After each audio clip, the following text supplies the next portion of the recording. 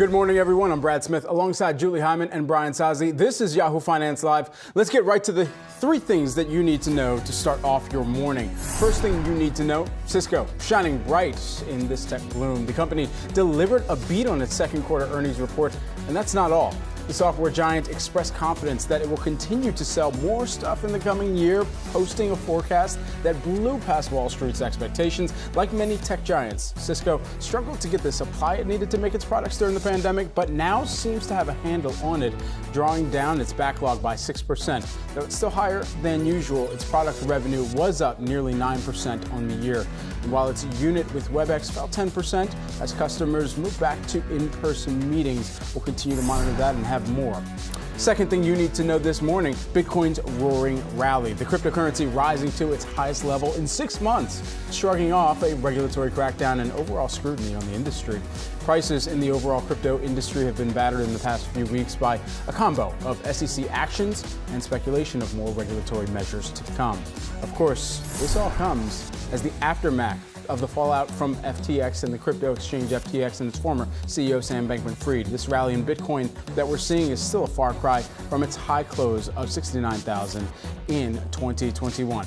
And the third thing that you need to know, the U.S. is revving up its electric vehicle push, with Elon Musk lending a big hand here. The White House announced a new protocol to make electric vehicle charging more convenient, with none other than Tesla leading the way. President Biden tweeting at Elon Musk, calling Tesla's support a big deal. You may recall the last time Biden called something a big deal, it was about Obamacare. Now, Tesla has pledged to make over 7,000 chargers available by the end of 2024. This is part of a $7.5 billion federal program. Biden and Musk seem to remain on good terms for the greater good for now. Let's dive into those Cisco earnings that we mentioned. The company beat on top and bottom lines in the second quarter, posted guidance that blew past estimates. We've got the CFO here in studio with us, Scott Herren, Cisco CFO. Thanks so much for taking the time here. Great to be here, Brad, Julie, and Brian. I would be remiss if I didn't congratulate you on your promotion. Oh, that's so nice. I mean, I have my hair for now. I think over the next couple weeks, I will have no hair left. So you're getting a last look at my hair. Thank you, Scott. We can share that. Thank you. I appreciate it. Thank you. Appreciate it. We got to get into this quarter here. You boosted your adjusted earnings per share guidance for the full year. You beat the average analyst estimates as well out there. What were some of the catalysts that you would really point back to when you think about some of the areas of strength for the business right now? Yeah, the business was strong across the board. Demand remained steady, right? It's a little bit difficult to gauge the demand, product order demand right now, because we're comparing back the year-on-year compares, which normally would just have seasonality in them, are comparing back to a couple of quarters that were particularly strong as the supply chain tightened and we lengthened lead times and people placed orders well ahead. Sequential product order demand was right in line with our normal expectations.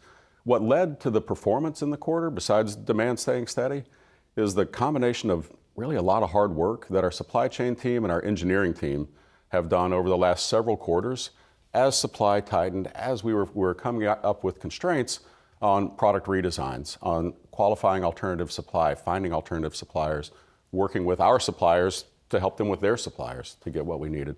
So a lot of hard work has turned into the supply easing, and that's led us to have a strong quarter and a very strong outlook. Scott, this morning is starting with comments out of a key Fed member, Loretta Mester. She was looking for a 50 basis point rate hike, which would suggest that maybe she thinks inflation is not coming down as fast as a lot of folks would want. What do you see inside of Cisco? Do you see disinflation?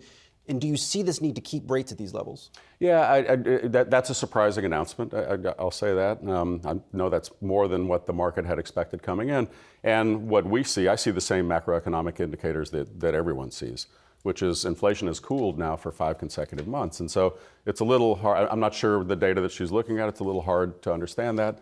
What we see in Cisco is probably what everyone sees. I don't see the component prices that we're paying coming down. I look forward to the day I come in and there's an email from one of our suppliers saying, "Good news, Scott, we're reducing your costs." Well, keep looking for that. No one's done that yet, right? So I don't necessarily see that, but I do see inflation cooling kind of across the board.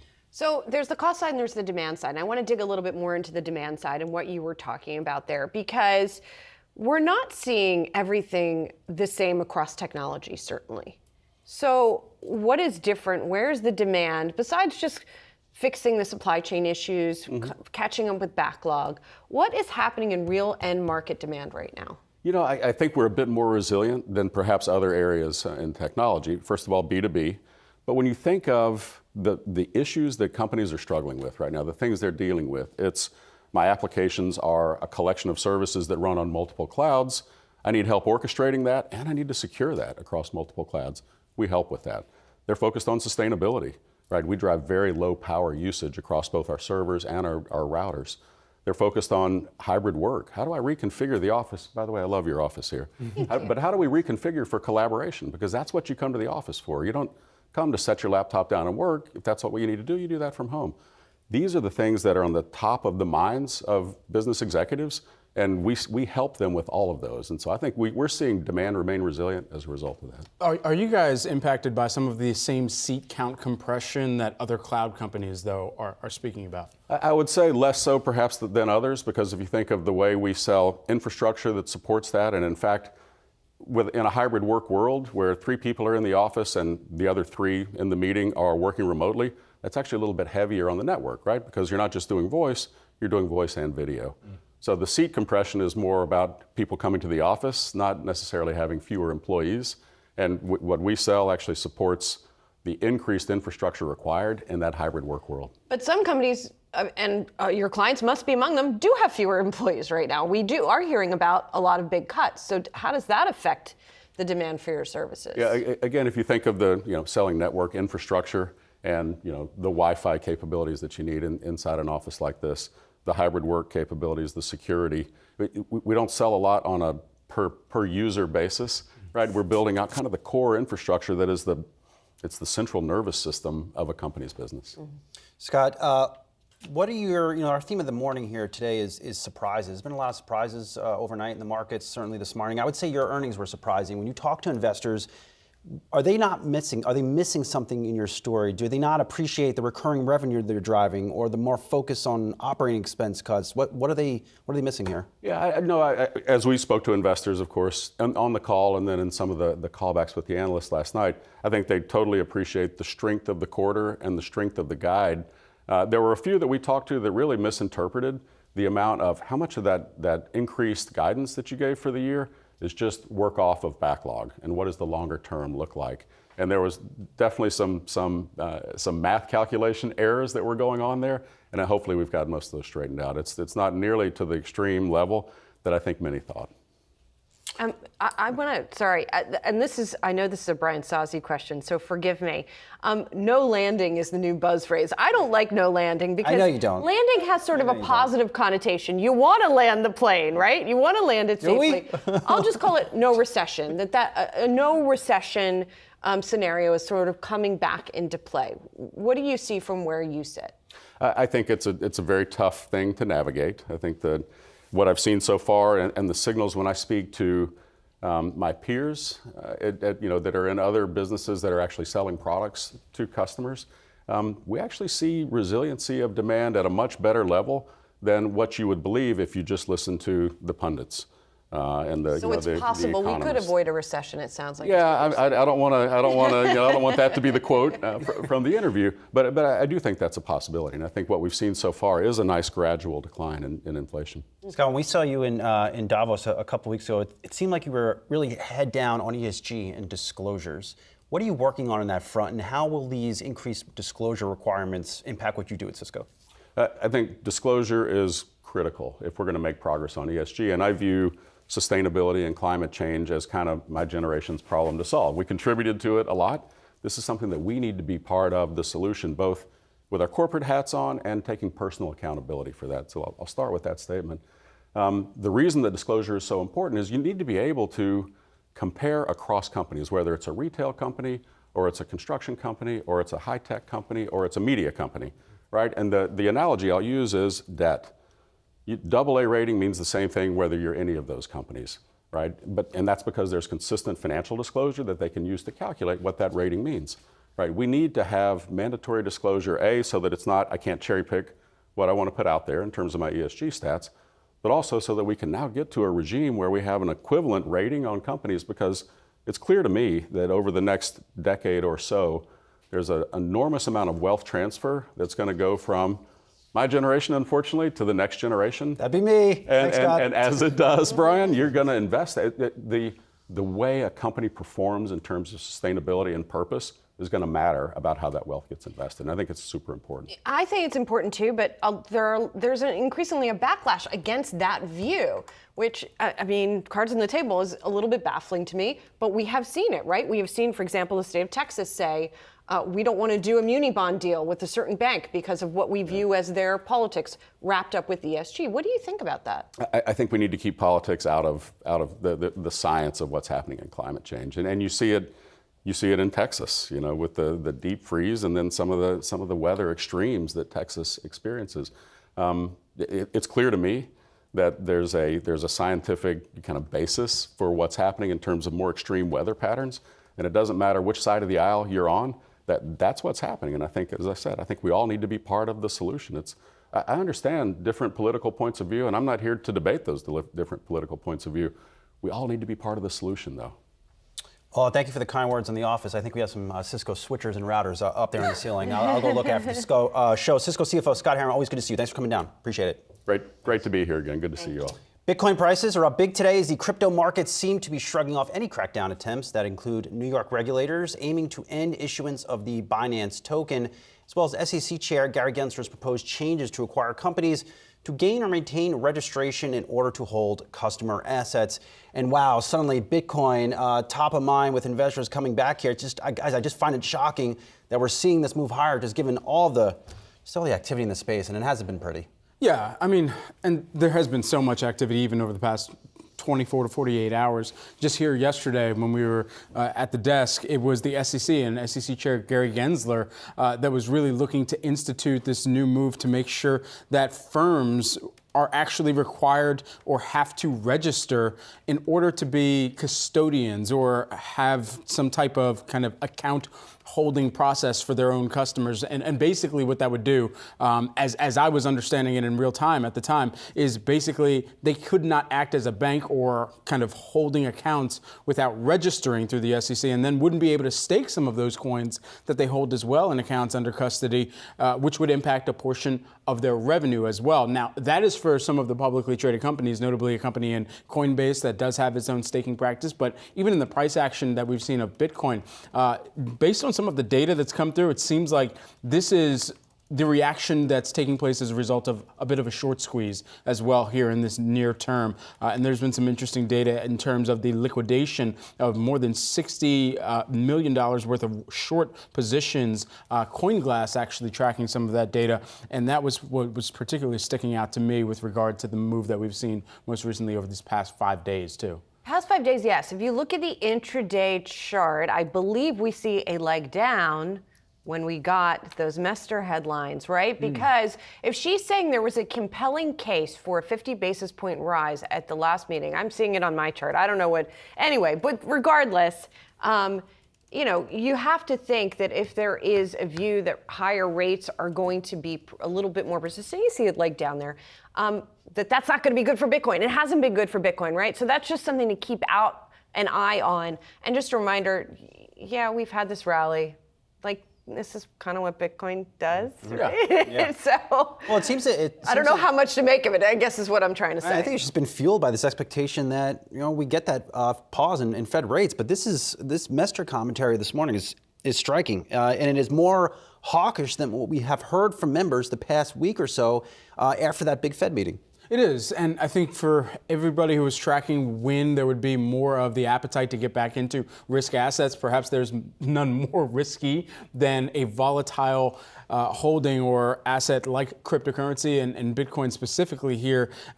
Being the poster child, that's going to get a lot of the attention and the fanfare. But I think after this washout, it's really just going to be the focus on which projects, which tokens and coins are left after the dust settles here too, and even more than dust, after the avalanche perhaps subsides in this ice age that we've heard some of the crypto profiles talk about it as right now. Loving the metaphors, man. Trying. You know, we had Ava Labs on yesterday, so Yes. Ava Labs, excuse me. So you're thinking about the... Did you ever think about what leg down and leg up means? I've been listening to these stock market terms for all these years. It just sounds funny. So do I take a step down? Is that what we're getting at? Yeah, a leg down. I'm just decoding things in real time for our audience. I just can't help myself. I guess, anyway. Gap up, gap down, I like that. That one's easier to understand. Yes. The Biden administration is revving up its EV push, announcing Tesla is going to open 7,500 new and existing charging stations to rival EV customers by late 2024. It's part of the president's longer-term goal to build 500,000 EV charging stations by 2030. U.S. Secretary of Transportation Pete Buttigieg, he's going to be instrumental as part of this plan, and he will join us later on in the show to discuss what the administration's doing going forward. The artificial intelligence world is to take off this year with two heavy hitters, Microsoft and Alphabet, going keyboard to keyboard. And some are predicting that AI could become the biggest bubble of them all time here. You can read all about the future of AI in today's morning brief over at the Yahoo Finance homepage. But for a deeper dive, we bring in Yahoo Finance's Jared Blickery, the author of that morning brief today. Well, thank you. I love the keyboard to keyboard reference as well. I didn't write that. The AI genie has escaped the bottle with a velocity not matched in modern human history, and investors are starting to take notice. That's the first line. But I was talking to Raoul Pal. Now, he is the founder and CEO of Real Vision, and this was a Yahoo Finance Uncut episode. I encourage everybody to look for it online. And he was saying we are in the beginning stages here. And once you have a genie out of the bottle, guess what? You can't put it back that easily. And that's what we're seeing. Now, I want to go over another quote from the article, and then I'll get into some of the investment opportunities. This is Raoul Pal saying, I think the AI might be bigger by orders of magnitude than China joining the World Trade Organization. Now, what does this mean? Back in the early 2000s, over 20 years ago, China joined the WTO. This gave them special trade privileges, and basically the U.S. was able to export its current account deficit. That is, that it takes in a lot more money than it spits out, or it spends a lot more money than it takes in. It was able to finance that based on cheaper goods coming from China. Now, something similar could happen with AI, and does that mean that it's coming for our jobs? Yes, it's going to replace a number of jobs, but we're also going to have a lot more service jobs, just the way we had with the internet and the developments that came with that over the last 25, 30 years. So here's another thing that caught my attention this morning. This is total Bing downloads going back to the beginning of the month, and you can see it's in the low, 20, 30,000 there, and then all of a sudden it shoots up to 300,000. Why? That's because Microsoft is encouraging people to use its Bing browser to be able to use ChatGPT within there. And this struck a particular note with me because I am included in here. For the first time in over 20 years, I am using a non-Google search engine and not by accident. So I think this is a pretty powerful statement here. And what I want everybody to realize, investors and otherwise, is that when we talk about AI, yes, we've been exposed to ChatGPT and maybe some of the models that generate images, but there are thousands and there are going to be millions of these models. Some are going to be good, some are going to be bad, but it's the big ones, the official ones, I guess you could say, that are going to be stuck in investors' minds. Now here's another chart. This is Google Trends, and we're comparing Bing with ChatGPT and AI. Now we can see ChatGPT and AI trending up here. Bing, we got that little boost. I think that's what we're talking about, what I was just talking about with the last chart. And before we go here, I just want to show you, this is by no means comprehensive, but this is a year-to-date heat map of the artificial intelligence space. There are a number of ETFs in here. There are some pure play companies. But what I want to show everybody is that when I change this to a market cap view, Microsoft, Google, NVIDIA, those are the big three right here.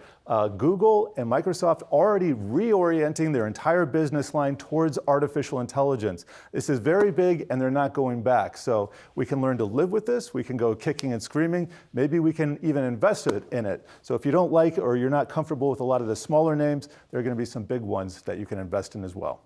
Did I just see NVIDIA's up 56% year to date? Yes, you want to take a look at the stock. It's pretty impressive here. I'm going to have I missed that somehow. Let me go to a 2-year chart and we can see, yes, here's the peak in November of last year, and it has come racing back. It has exceeded the highs from late last year, and we're off to I would say the 50% mark is probably going to be a big stumbling block. Not sure what that is in number terms, but it seems like we're right there. Yeah, really interesting stuff. Jared Blickery, thank you so much for walking us through the morning brief and more. Yes. Appreciate it. And for those looking to invest in artificial intelligence right now, our next guest says the future of the industry probably won't look like ChatGPT, at least not necessarily. Douglas Rushkoff is joining us. He's a professor of media theory and digital economics at CUNY Queens College, as well as the author of Survival of the Richest and Team Human. Thank you so much for being here. So let's sort of start with that question, right? Obviously, feels like we're in the infancy here still of generational AI. So how do we even know from an investing perspective or just from a human perspective what to expect? Well, it's tricky, right? I mean, it's funny. It's both a bubble and the next big thing, like the net and everything else, you know. And I do think someday we'll look back on this whole era as kind of the web and social media were a bit like the missionaries gathering information with a friendly face on technology and maybe converting a lot of people to the digital mindset. And then AI is more like the conquistadors, right? So the net that we know and love really was just setting the stage for this thing that's a much bigger thing that's actually going to come. The irony is, I think that most of the companies that we're looking at are really just little apps built on top of the main existing AI platforms. You know, OpenAI by Musk and Altman, or DeepMind with Google, or Facebook's AI. Those are real AIs. But looking forward, I feel like these companies are going to be understood more as kind of first generation AIs, that they learn by reading data and kind of by gathering the net in sort of a one-to-one fashion. And that's why when we're talking about these companies, when people invest in them, they're talking about, oh, well, this company's 2 years ahead of that one, which means that, oh, it's had 2 years of a learning head start at the rate that an AI can eat data.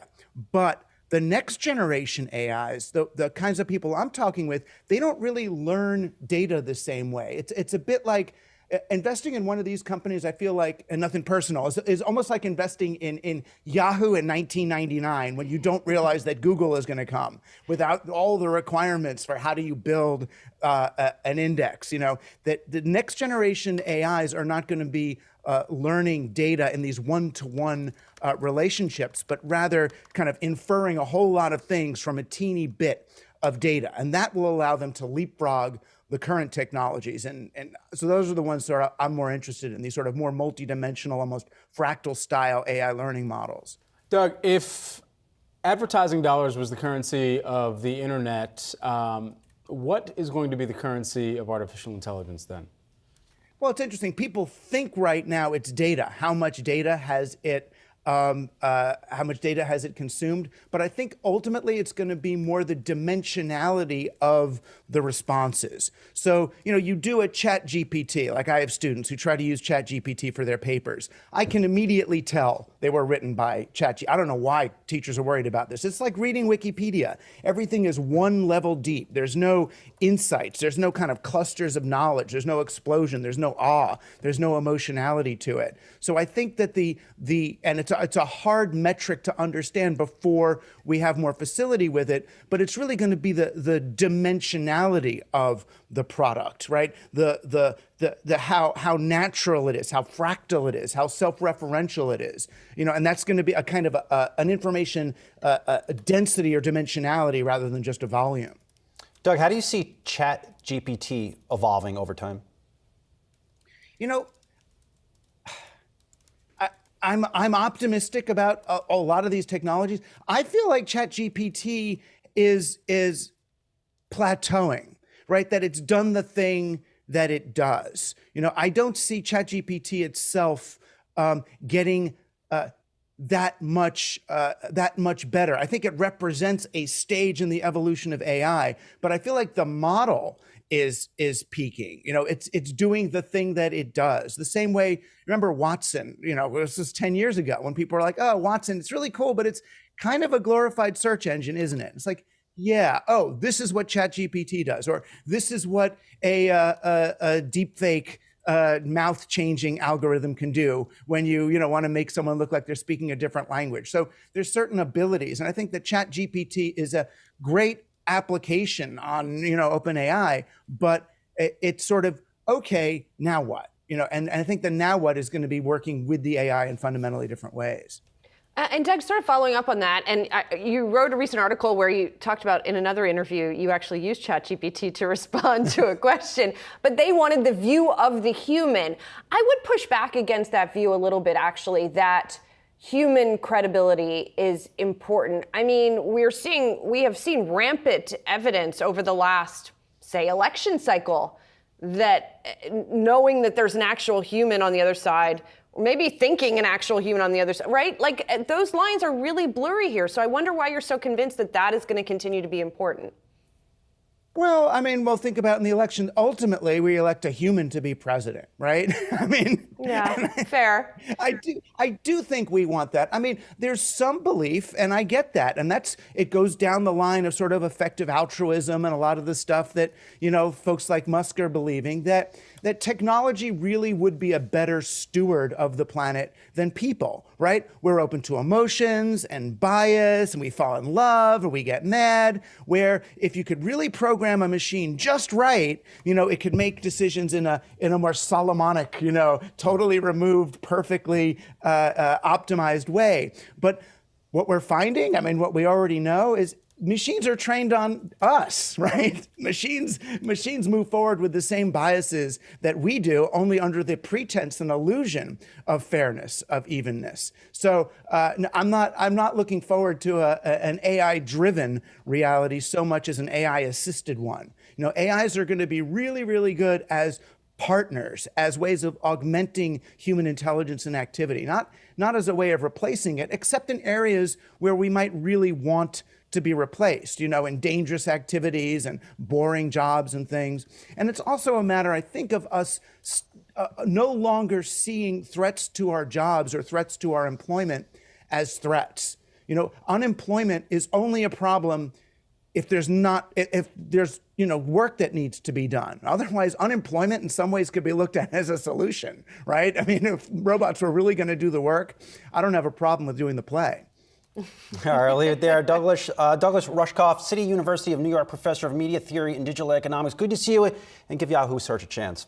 Coming up, Roku beats the street as it sees growth in active accounts and streaming hours. All your top movers next.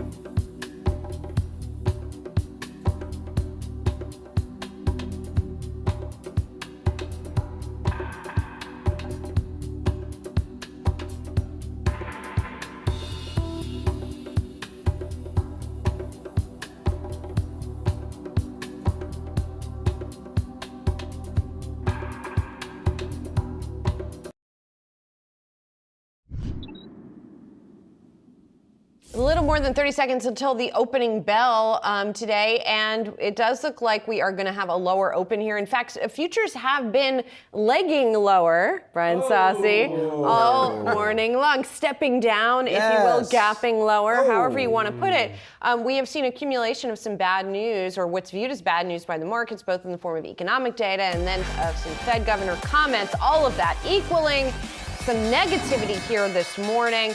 You know, it's this, again, double-edged sword that I wrote about earlier in the week in the morning brief when I talked about consumer spending being strong, right? That, you know, if things are looking strong from a demand perspective, from a retail perspective, inflation is moderating to some extent, not enough to choke off spending, but, you know, it's like the economy is in decent shape, which is a good thing, all else being equal, but not a good thing if you want the Fed to stop raising rates. Yeah, 16 days into February, and I would argue that the theme of this month is surprises. Surprising jobs report, surprisingly strong retail sales report, surprisingly strong results out of Cisco. I was really just interesting to hear how Scott Herren was mentioning maybe investors missed something in their results. Strong backlog, strong guidance. It's been pleasant to see.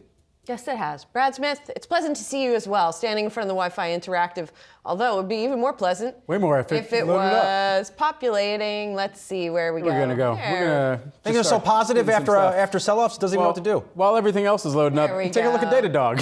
Right. Dow Jones Industrial Average, now that we've got that chart loaded up for you here, we'll put this on a 4-day view just to give you a better synopsis of what the week has held for us. As of right now, we are down to start the day here on today's trading session, lower by about 0.8%, 291 points in the red. Lower over the past 4 days by about 0.1% here, though. So we'll see if we can get that into positive territory. Depends upon which direction we can actually move to pair some of those losses that we've seen out of the gate this morning. Same case for the Nasdaq Composite. You're seeing that down out of the gate by about 1.4%. Past 4 days, still net positive, though, so some good stuff there. S&P 500, though, over the past 4 days, still higher by about 0.25%, but here today, down 1.1%. You get a sense that the markets are really jolted by those comments from Loretta Mester about that 50 basis points that was at least pondered by her in the discussion that will really kind of kick off from here for the Fed and what that will entail. But continuing to look at some of the other red areas of the market, unfortunately, right now, you've got the Nasdaq 100 largely in a sea of red here. We'll put this on an equal weighting move just to see if we can get some bright spots here. Yes, SGEN, that's one of your 6 bright spots here for the Nasdaq 100, or 5 bright spots here. All right, it's up by about 10% on the day. Can't click on the chart, but you see it, folks. Also, just taking a quick look at the S&P 500, 11 sectors here. All of them are in the red. See, the robots would have failed us there. It's a good thing we had a human standing in front of that screen. They would have just kept trying. Exactly. Oh, you guys are great. All right, Roku is surging to the upside following a better than expected fourth quarter as it garners 70 million active accounts. While Roku provides a better than expected first quarter revenue outlook and expects a significant decline this year in its operating expenses year over year. I love the work by the team over at Pivotal. They have just absolutely hammered Roku in their various notes the past 2 years. Always makes me giggle. But this line stood out to me. They're saying this morning, the best thing that could be said about this result is that 4Q guidance was so horrific and implied that there was something specifically wrong with Roku's business model. And they go on to say that this quarter wasn't exactly great. They lost a lot of money. It just wasn't as bad as the horrific guidance Roku put out 3 months ago. Not exactly a ringing endorsement for this stock. No, but there's a lot of relief being expressed in the stock today. We expect you to lose more money. Sure, yeah. You know, I mean, I do think that even folks who are negative on it said this was a relief and was not, was, even if it doesn't represent necessarily a turning point here, there was a lot of encouragement being expressed. Yeah, I don't have anything like super bullish to say either on this thing, just that, you do have a rebound and sort of bounce back effect. Yeah, it's still kind of a wait and see story here for Roku, especially considering the advertising story that you have to annex to Roku and the rest of the media and entertainment landscape, especially in the streaming front right now, and where that ad market is actually affecting them. That continued to be talked about on Roku's earnings call, and even with some of the enhancements in the number of streaming hours that they did see. They talked about the streaming hours reaching about 23.9 billion. That's up 23% year over year.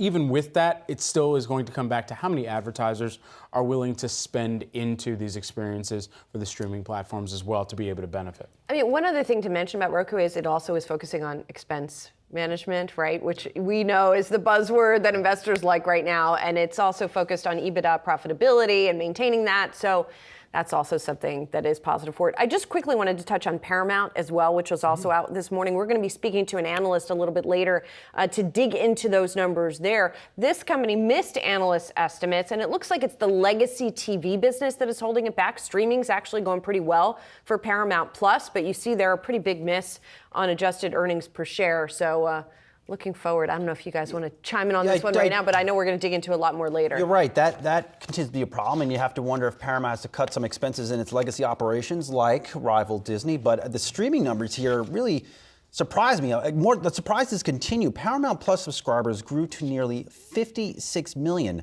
They added almost 10 million subscribers in the quarter. That's just a huge gain. Where are these customers coming from? When this Paramount Plus launched, I would argue it was seen as not really working out, but to initially garner 56 million subscribers, that's huge. It's just a big number. Yeah, we've essentially made it through all of these streaming earnings reports. So yeah. I wonder what Alec now thinks about this. Perhaps we're going to ask her later. We'll hear about that later. Yes, we will. Let's talk about Shopify in the meantime. Falling into the red after the latest quarterly results. Despite beating expectations on the top and bottom line, the stock is down by 13%. Shopify does expect revenue growth only in the high teen percentages on a year-over-year basis in the first quarter, despite price hikes and new product launches. So it looks like that's what's going on here. It's the conservative outlook in the eyes of analysts here. A return to profitability for the company looking short-lived. As you can see, it did report a profit last quarter, but really, investors want to see consistency from Shopify. Yeah, the Citi team led by Tyler Radke, at least on this stock, he is noting the company did not disclose an updated annual merchant count, which could indicate weaker growth or churn. So maybe that's another reason why the street is not liking this quarter. Yeah, Shopify, the key here is continuing to bring more of those merchants onto the platform, drumming up even more of the partnerships among the social media giants that are trying to increase the amount of time spent and the screen time that they occupy so that Shopify can have more of that click-through metric into some of the stores that they're able to manage. And so it's kind of a tandem combination, between the number of merchants that they've got who are willing to not only bring their platform or bring their store onto a Shopify platform, but then the number of different social media entities that make it that much easier for any account or business account that's on their platforms to be able to run a business and a storefront through Shopify too. Ultimately, past 3 months, doing pretty well though. Past year, not so good. Payment software company and platform Toast. They're out with their latest earnings with a beat on revenue, but midpoint for 2023 revenue guidance, that's below the average analyst estimate. You're taking a look at shares down by about 23% here on the day. Toast, company that's perhaps become a household name, certainly a restaurant name over the course of the past 2 years as more people are just either tapping to pay or being able to place an order even through Toast. Right? Yeah, that stock's really getting burned here. Surprised by that market response, but always a volatile name around earnings. And here's another surprise for me. We've gotten good results out of the restaurant space. It's unclear to me if these restaurants are not reinvesting in the Toast platform, but whatever it is, surprising quarter, bad reaction. Yeah. I concur. And we've also seen the shares really run up in advance of these numbers. They're up more than 40% year to date. So that's something to consider too when you look at this big pullback. Really getting grilled. Yeah, what a leg down. Guys, coming up, when Medicare was signed into law in 1965, Americans were facing very different challenges. So has it changed with the times? We hear from the person right at the top. That's next.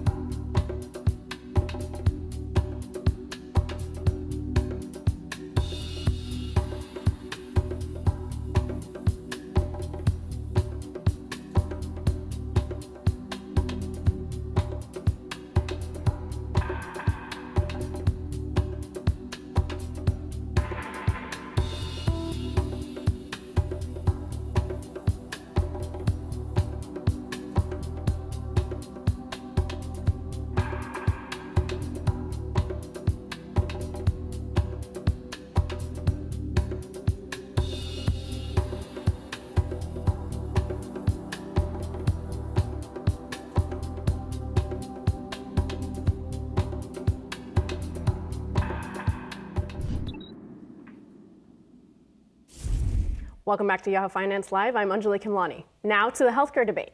Leading doctor groups are pushing Congress to change the way Medicare pays physicians. It comes at the same time as debate ramps up over potential cuts to entitlement programs.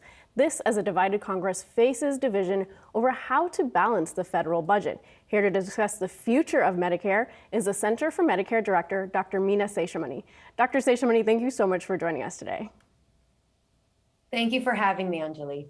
So I know there's a lot going on in Congress, obviously, so we have to start there. Really big target on Medicare's back right now. It is one of the largest line items in the federal budget, which is actually similar to what businesses and employers know. Healthcare in general, one of the largest line items. So just right now, how do you feel about everything that's going on? Well, I think that we are making tremendous strides with the Medicare program to continue to serve the more than 63 million people who rely on our program, where we are looking to advance health equity so everyone has a fair and just opportunity to achieve their optimal health, to really expand access to affordable coverage and care, and to drive innovation so that we have high quality whole person care for everyone in the program, and really to collaborate and partner with everyone in the healthcare ecosystem so we can be good stewards of the program and make sure that we are delivering for those millions of people who rely on our program for their health and their needs.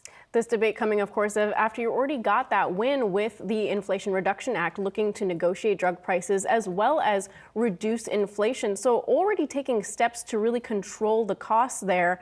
Where are you in that process right now? I know there's some hiring going on. Do you feel like everything is going according to timeline right now? Yes, we have definitely hit the ground running. We have already implemented several of the provisions in the Inflation Reduction Act or new drug law that really provide financial relief to people with Medicare. For example, starting January 1st, people with prescription drug coverage in Medicare don't have to pay more than $35 for a month's supply of a covered insulin product that they're taking. They also have access to recommended vaccines at no cost to them. That went into effect on January 1st. And in the month of January as well, we put out a timeline for how we will work to stand up the Medicare drug price negotiation program, kind of laying out, here are various data collection aspects, guidances, where we're going to want to make sure that we are getting input from everyone in the field. And we also put out guidance around the inflation rebate program, which holds drug companies accountable for drug prices that increase faster than the rate of inflation. And that is out for comment now as well. Absolutely. We'll be keeping an eye on that.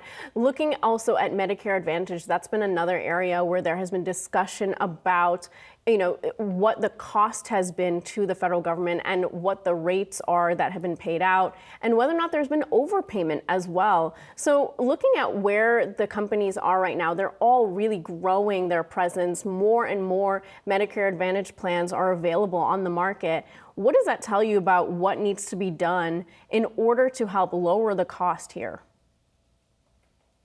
Medicare Advantage is a critical part of the overall Medicare program, along with traditional Medicare and Medicare prescription drug coverage. And as we started our conversation, Anjali, where we can harness to be able to advance health equity, drive innovation for high quality whole person care, expand access to coverage and care. And in that vein, last year we put out a request for information to, again, engage everybody in the healthcare ecosystem to identify where there are opportunities to strengthen and improve the Medicare Advantage program. We got more than 4,000 comments, and themes from those comments are now coming out in some of the policies that we're proposing. For example, around having clearer rules of the road for prior authorization to make sure that people with Medicare Advantage can access the care that they need. Around marketing, to have oversight for misleading marketing practices that can otherwise lead to people not necessarily making the choice that's best for them.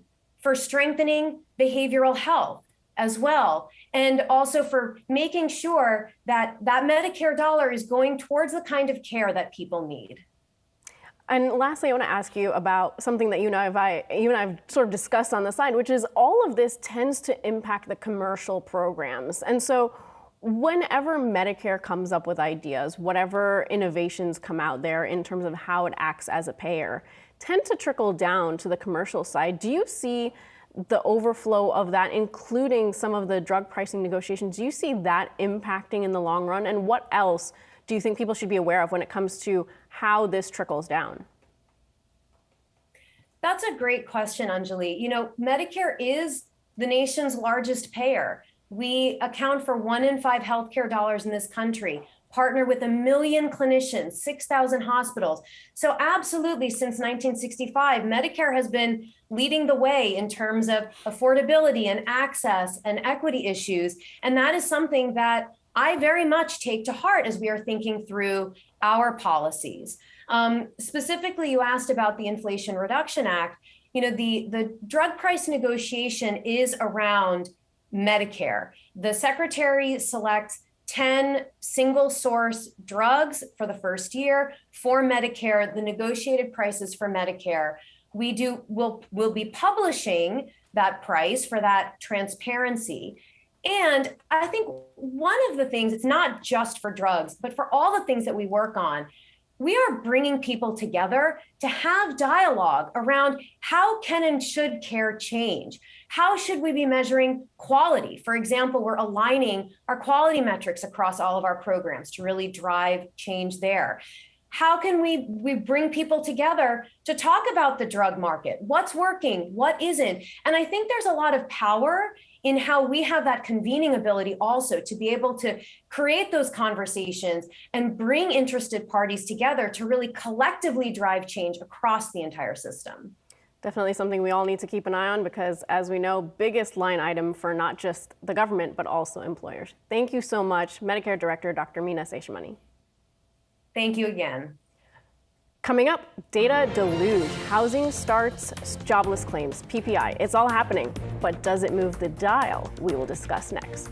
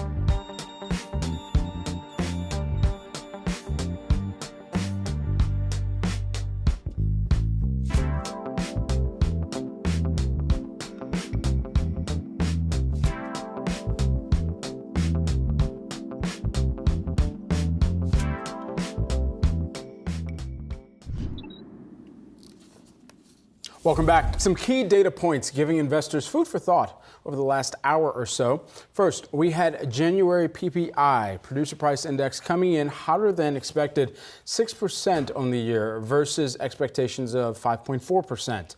This all the more notable after comments from Cleveland Fed President Loretta Mester said that she saw a, quote, compelling case for raising rates by 50 basis points at the last meeting. Finishing off the data deluge, we've got initial jobless claims. They came in at 194,000 for the week ending February 11th. That puts claims under 200,000 for the fifth week straight. And last but not least, monthly housing starts falling 4.5% in January to the lowest level since mid-2020. Yeah. That's a lot of data Is that coming enough data out. for you? I mean, I feel like the Mester comments came out and sort of swept all of those off the table in terms of importance, but they all feed into her thesis. Important note here, Cleveland Fed President Loretta Mester, not a voting member of the Fed this year, but still, the Fed members talk to each other, right? They have these discussions. And if she's saying she saw evidence to raise by 50 basis points at the last meeting, the market's not necessarily liking that, especially on a day when, add to that, you had the biggest increase in producer prices since June because of higher energy costs, right? So all of it, if you kind of put it together, not awesome. The Philly Fed, which I know, Saj, you were watching. Big fan. Down, negative 24.3. So that's not a great signal either. No, I would just lock in on the housing numbers here. Not good, and it's generally universally seen that housing is in a recession here, and we're coming up against now the key spring buying season. At what point do things kick into gear? Do they? Because if they don't, that is going to be a major anchor on the economy. I will be closely watching over the next 2 weeks earnings from Home Depot and Lowe's to see how these companies are faring ahead of that peak season. On the flip side, if housing prices come down, that's not a bad thing. That's not a bad thing. Maybe we can actually finally get our home, Brad. Maybe. Yes. Oh, you guys buying a house together? As of right now, we have to pool our money together. We should pool our Yes. money. I think we should. Done. Then we can put a pool in the backyard. We can afford to do that. That is good news for Whirlpool. However, for us, as of right now, I know you're watching my hometown Fed, but I'm watching the New York Fed. They're going to come out with some fresh data since we're talking about housing on where mortgage balances stand. That data is set to come out today, and that'll give us a little bit more insight into where that figure has moved. It was sitting at about, consumer credit reports increased by $282 billion during the third quarter of 2022 and stood at $11.67 trillion at the end of September. But within that data, they also release where mortgage balances stand. And so it'll be interesting to see where that figure has moved here over the course of the final quarter of 2022. What's your furniture vibe before we commit to something like this? CB2. Interesting. Are you more of a modern guy, though? Yeah, but like modern. Modern chic. And what's yours? I'm with Brad, actually. I like it. I'm more of a modern guy. I like those warm tile floors. Very modern, very sleek. Yeah. I like it. We're getting the outdoor stuff from Wayfair. We're going to have a great time. I'm very excited about it. All right, don't be fooled into thinking all is fine in retail because of this week's blowout January retail sales data. The reality is that retailers are still sitting on a mountain of inventory left over from the lackluster holiday shopping season. Our friend and retail expert, Jeff Mackey, put out a tweet on all this today, which shows retail's inventories challenges, they just continue. Costco selling cut-rate Banana Republic clothing isn't exactly a sign of a healthy market, Julie Hyman.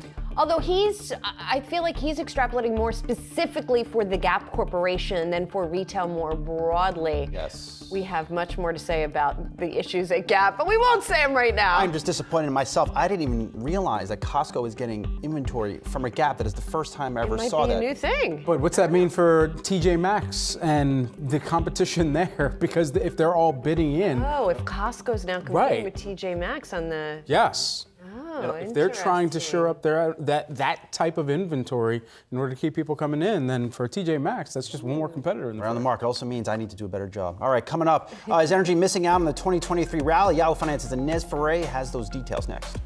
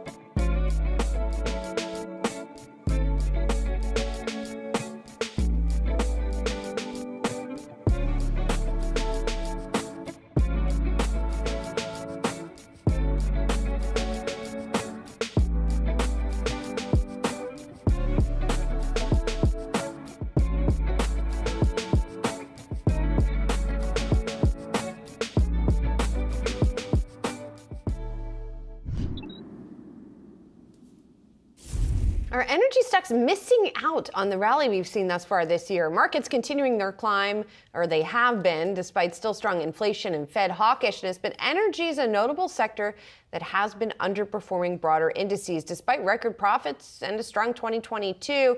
Yahoo our Inez Ferre has been digging into why. So what's going on here, Inez?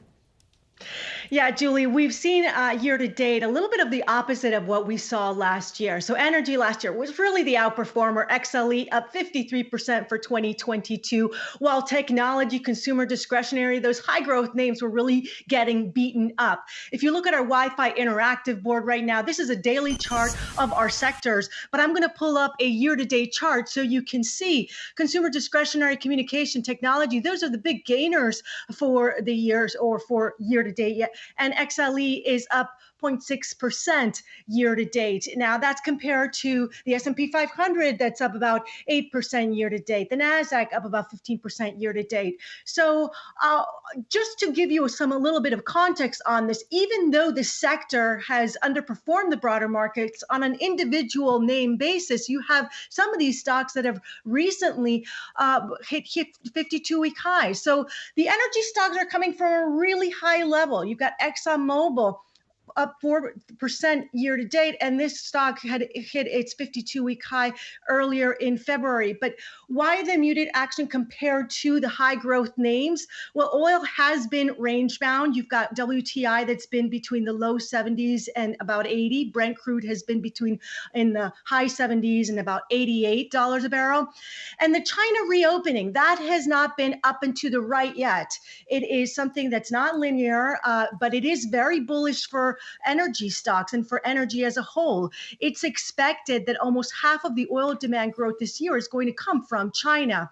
Now, we've also seen a recent build in U.S. crude inventories. That's also put pressure on oil prices. But look, the forecast for this year, make no mistake, is that oil is going to be more expensive coming into the summer months and really coming into that big China reopening. So Inez, what are analysts expecting for energy stocks then for the remainder of 2023? Yeah, look, I spoke to one strategist, John Navalier. He's a friend of Yahoo Finance. He's been on the show before. He said, look, I overwhelmingly support energy stocks and prefer energy stocks compared to technology stocks. He said that's simply because energy is forecasting better revenue and earnings for 2023. He also has said, look, technology is struggling, even though we have seen a large rise when it comes to semis. Semis are doing well. He does like the cloud space as well. But if he's got to choose between energy and tech, which you've seen tech really outperforming so far year to date, he says he'd stick with energy. Interesting. He's not the only one either. Thanks so much, Inez. Appreciate it. Coming up, don't miss our conversation with U.S. Secretary of Transportation Pete Buttigieg on the administration's latest EV push. Keep it right here.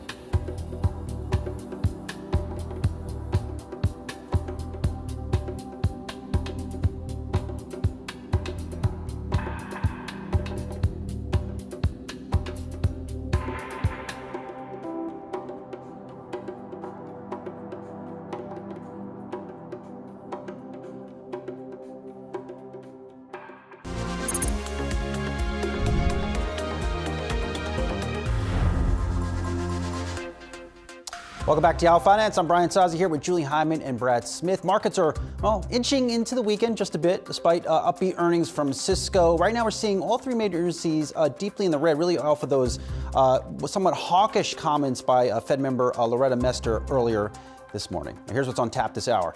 The EV push. U.S. Transportation Secretary Pete Buttigieg stops by following new EV supercharger news out of Tesla. A whole mouthful. We'll get to it. Wall Street's mood. Raymond James CEO Paul Reilly is in studio as he looks to hire new advisors and navigate a tricky economy. And the outlook for streaming. All the earnings from the streaming space are out. We'll get a few top picks. Brad, over to you. All right, thanks so much. Poking around here on the Wi-Fi Interactive just to see exactly where we're kicking off the 10 a.m. hour. 35 minutes into trade, the Dow Jones Industrial Average as of right now still down by about 1%, a little bit more than that. So we'll continue to track that closely here this morning. We've been kind of in that range for the majority of today's early activity. Nasdaq Composite tech-heavy average is continuing to see that also in the red. That's down by about 1.25%. If you put that on a week-to-date view, still higher, net aggregate higher by about 1.7% there over the course of these past 4 days. And then the S&P 500 still net positive for the week as well by about 0.2% there, down by about 1.2% as of right now on today's activity. Let's keep tabs on some of those 11 S&P 500 sectors. We mentioned earlier at the start of trade, we were in negative territory across the board. That still is the case. We didn't get to dive into some of that activity. Bringing up the caboose here on the day, you've got the real estate sector. That's down by about 1.5%. And the best of all the red, if you will, energy, that's down by about 0.8%. Yahoo Finance's own Inez Ferre was breaking down some of that move that we've seen over the course of this year. And then just taking a quick look at the Nasdaq 100, that's still in a sea of red, but you do have a few bright spots here on the morning. Hey, look at that. One of those is Cisco, who we were talking to their CFO earlier on today. Cisco is higher by about 5.7% right now. Yeah. Julie? Indeed, as Saz mentioned, not enough to salvage the returns overall for the NASDAQ. Well, as some firms across the financial industry face the layoff wave, there's some light. Some companies are hiring. One of them is reportedly Fidelity, announcing it's set to hire 4,000 workers in the first half of 2023. And Raymond James is seeing recruiting activity remain strong across all of its affiliation options. Joining us now to discuss the labor picture and much more is Paul Reilly, Raymond James CEO. Paul, it's great to see you in person. Thanks for coming in. Yeah, it's great to be live. Great digs there. Yeah, thank you. Appreciate it. So you have consistently talked to us about getting good people in and that has helped your growth. Where are you in the hiring picture right now, and how do you see it sort of industry-wide as well, and how you relate to the industry? Well, first, our recruiting has been very, very strong and continues to be. So our backlog, or people visiting the home office from other firms, is continue to be very strong. So part of that's the platform, as I think, have industry-leading technology for the advisors, and our culture of still being, advisor-centric. Tell them they own their clients, they can leave if they want. So that culture, our regretted attrition has stayed under 1%. So the people there that are happy help us recruit other people. So recruiting's been very, very good. And the same on the employee side, where other people are laying off in some firms, we're still hiring because of the growth and that we're service-oriented. We're continuing to recruit and hire people. So. Paul, the buzzword today is artificial intelligence. How do you see this impacting what advisors do and what you do at the company over the next decade? We're already using parts of artificial intelligence. We use AI in our platform. So when advisors get up every morning, they have a thing called opportunities, and it talks about what's happening in portfolios as kind of warning messages, or here's an opportunity, this bond's coming due, this portfolio's out of drift, and here's recommendations. They get to decide what they do with their clients, and it helps them get through and figure out what's happening with their clients. So it'll be continued to be used. It's very, very helpful to the advisor, and it's helpful to us in terms of support to see things that are going on, or supervision, or compliance, so it'll become a bigger and bigger part of the industry, but it's already here. And I guess the add-on question to that too is, how does that change the structure of someone's pay, of someone's compensation, if we have so much productivity that AI can add on to an operation on a day in, day out basis? That's less of a task that perhaps somebody has to then account for in their day-to-day activity. Well, one of the secrets we've had in our lack of turnover is we've changed our I think our advisor payouts to any degree once in 8 years. I mean, so we're very, very consistent. So yes, it helps in the back office. It helps in those support costs. But we view if the advisor, the more successful they are, that means their clients are happy, and the more successful we are. So that part of the equation we really haven't changed. But certainly from a support standpoint, through processing, we're using artificial intelligence in forms. Almost all of our forms are smart forms now and get through process. So that helps the advisor because once they fill out the form, they know it's going through, and it helps them be able to track it, and it helps it get through to the end. So that is cost savings and better service. Paul, we've been talking to a lot of executives. We talked to the Cisco CFO earlier today about where we are in the economy right now because it's confusing, right? We get a lot of conflicting economic data, but there does seem to be a little bit more optimism that a hard landing, maybe not even a soft landing, maybe not a recession at all, is coming our way. What do you think? Well, first, it's hard to tell, right? So we've always been conservative, and even with much more capital than most of our peers, double the well capitalized, we continue to have top returns. So you have to look long term. And what gets you in cycles are the unexpected, right? And this is certainly a period where I could paint a picture. Hey, economy will be great. Certain factors could happen with inflation, interest rates. I started out in the late 70s. I watched them go double digit, which would have the other effect. So from a corporate standpoint, we stay flexible. But in terms of the economy, it's hard to have a recession when people have jobs. And although hiring people's been easier, it's still a employees kind of market. So if people are wanted and they have jobs, it's hard to have a recession if they have money to spend. So that is the counterbalancing. And unless inflation stays rampant, which it's coming in, I think the economy will do okay.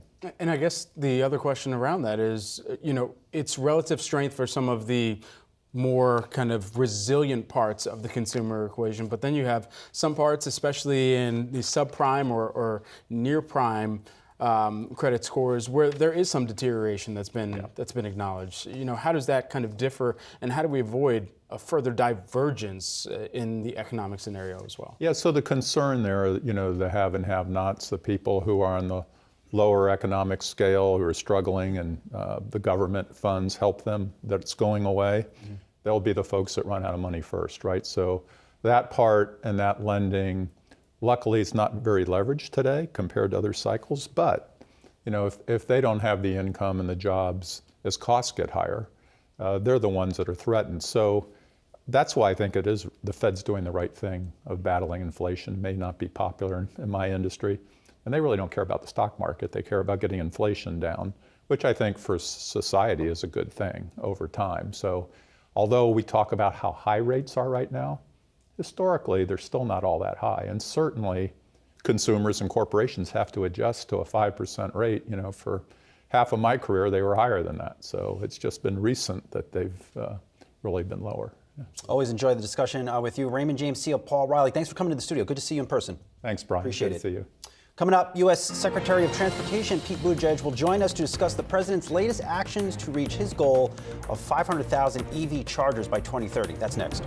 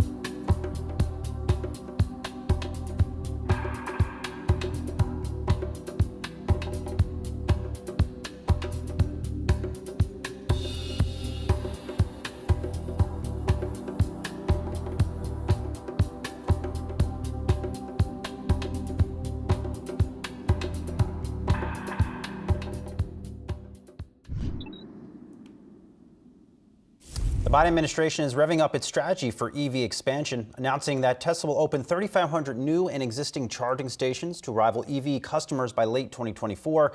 This is part of the president's longer-term goal to build 500,000 EV charging stations by 2030. U.S. Secretary of Transportation Pete Buttigieg joins us now. Always nice to see you, Mr. Secretary. Lots to unpack here in this release. What's the biggest message the administration wants to get across to would-be EV owners? I think the biggest thing that people need to know is that we are now well on our way toward creating that charging network of 500,000 chargers across the country by the end of this decade that the president has envisioned. And we're not just urging that it happen, we're funding these chargers, make sure that they can get installed along highway networks and in communities. Importantly, we're also setting high standards on this. We want to make sure that a charging experience is as interchangeable and predictable as filling up a car. That's one of the reasons why we set up these standards, saying, for example, there has to be transparency about the prices, that it can't be a walled garden that requires you to be a member of a certain vendor just in order to be able to use these things. You got to be able to use these chargers easily, interchangeably, and transparently. And as we continue to work building them out, the other exciting thing is the job creation. High standards here about these things being assembled in America, having American-made components, because we know the good-paying jobs that are associated not just with making these electric vehicles, but making the devices that are going to keep them charged. And you mentioned that it should be as easy to get your vehicle charged as it is to fill up gas right now. And I wonder just sort of the nitty-gritty here. Are, for example, gasoline stations going to be converting or adding chargers? Is that part of the plan? What can people expect in terms of where they'll be able to find them, the timeline for rolling them out, et cetera? So I think we're going to see a lot of both and for the foreseeable future, but you do see some companies, BP is a good example, that are showing a lot of interest in integrating chargers into their network. But you're also going to see chargers in places where a gas station never could have gone. I mean, in some way, I certainly continue to say it should be as easy as filling up a car, but in some ways it's got more in common with charging your phone that does putting gas in a car, because many Americans will be able to charge at home and at work. That changes the logic of where the chargers need to go. But one thing that doesn't change is you never want to go more than 50 miles without knowing that there's going to be a charger available, which is why that's just one of the standards that we are holding the states to as we send that funding out their way and ask them to use it to create a state-wide and ultimately interlocking nationwide network of chargers that wherever you go, when you're headed out on a road trip, you know that you're going to have multiple opportunities to charge up when you need it. So with Tesla just sounds like it's the first of more partnerships that could be on the way? Yeah, I think this is a great opportunity. Look, Tesla has already built a very impressive nationwide charging network, and it turns out that it is relatively straightforward to connect this up in a way that other cars can use. I don't mean to say it's easy. We're going to require work and retrofits. It's really just about the connector versus the fundamental technology involved. They have a customized connector they call NACS. Most cars that you would buy if they're not Tesla use a standard called CCS, the combined charging system. And we want to make sure that again, same as you have to check whether a gas station has a nozzle that's going to fit your car. If there's gas, you can go there and you can use it.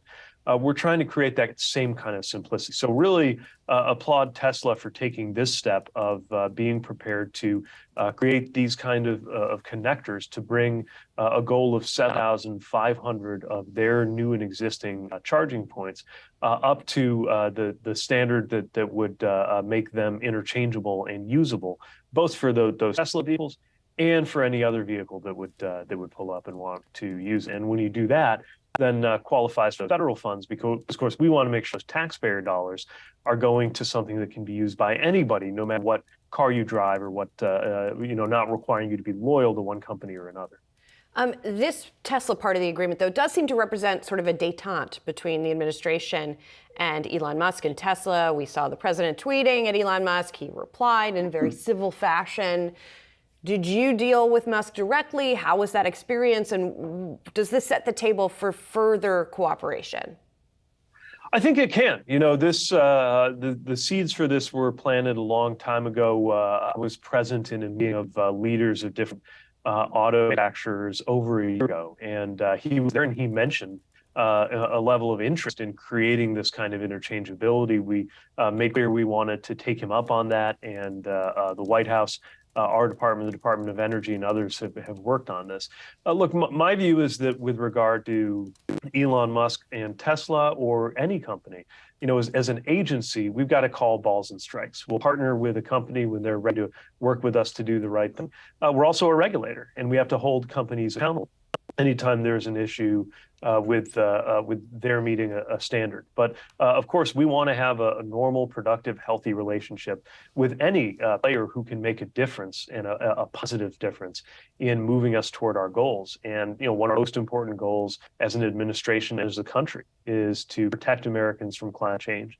A huge part of that is electric vehicles. And you can't have a conversation about electric vehicles that doesn't have something to say about Tesla, the largest producer of EVs in the US, and the company really opened a lot of paths for the industry as a whole, even as you now see just about every kind of company, from startups to the most traditional names in American auto manufacturing, participating in this EV revolution. Mr. Secretary, I don't know if you saw this, but during the Super Bowl, there was this ad of Teslas running over mannequins, and just, I think, continuing to highlight how unsafe this autonomous driving technology, in many respects being led by a Tesla. I don't know if you saw that ad, but how far away is the administration away from putting clear guidelines in place to regulate some of this autonomous technology? So this is one thing I think is extremely important to understand. Any technology that you can go buy today, any car you can get from a dealership or as a private citizen, it might have all kinds of interesting driver assistance technologies. Those are not driver replacement technologies. There's no car you can buy today that doesn't require you to be paying attention at the wheel. And we're a long way off from automated vehicles. You can just sit back, take a nap, or read the paper while it takes you from point A to point B. So we do need to make sure, first of all, that everybody understands that, and that there's a level of rigor around these technologies that are introduced, that they are enhancing the safety of a driver who is paying attention, and that claims aren't being thrown around that somehow means you don't have to have your eyes on the road and your hands on the wheel. There is enormous safety potential in the future of some of these automated driving technologies, but any technology that's on the market today is something that is designed to supplement, not replace, your attention as a safe driver. And I am very concerned about any scenario where any driver thinks otherwise. Mr. Secretary, speaking of safety, I want to turn to the rail derailment, or I should say the train derailment, excuse me, in East Palestine, Ohio. There was a meeting last night that was held in the town, and I just want to play a short clip of what we heard from some of the citizens there. We're trying to get information out to our citizens. Everybody's concerned. I'm concerned. But, you know, it's not Norfolk Southern here. It's the EPA, the people who have been working with us, trying to get our citizens back into their homes safe.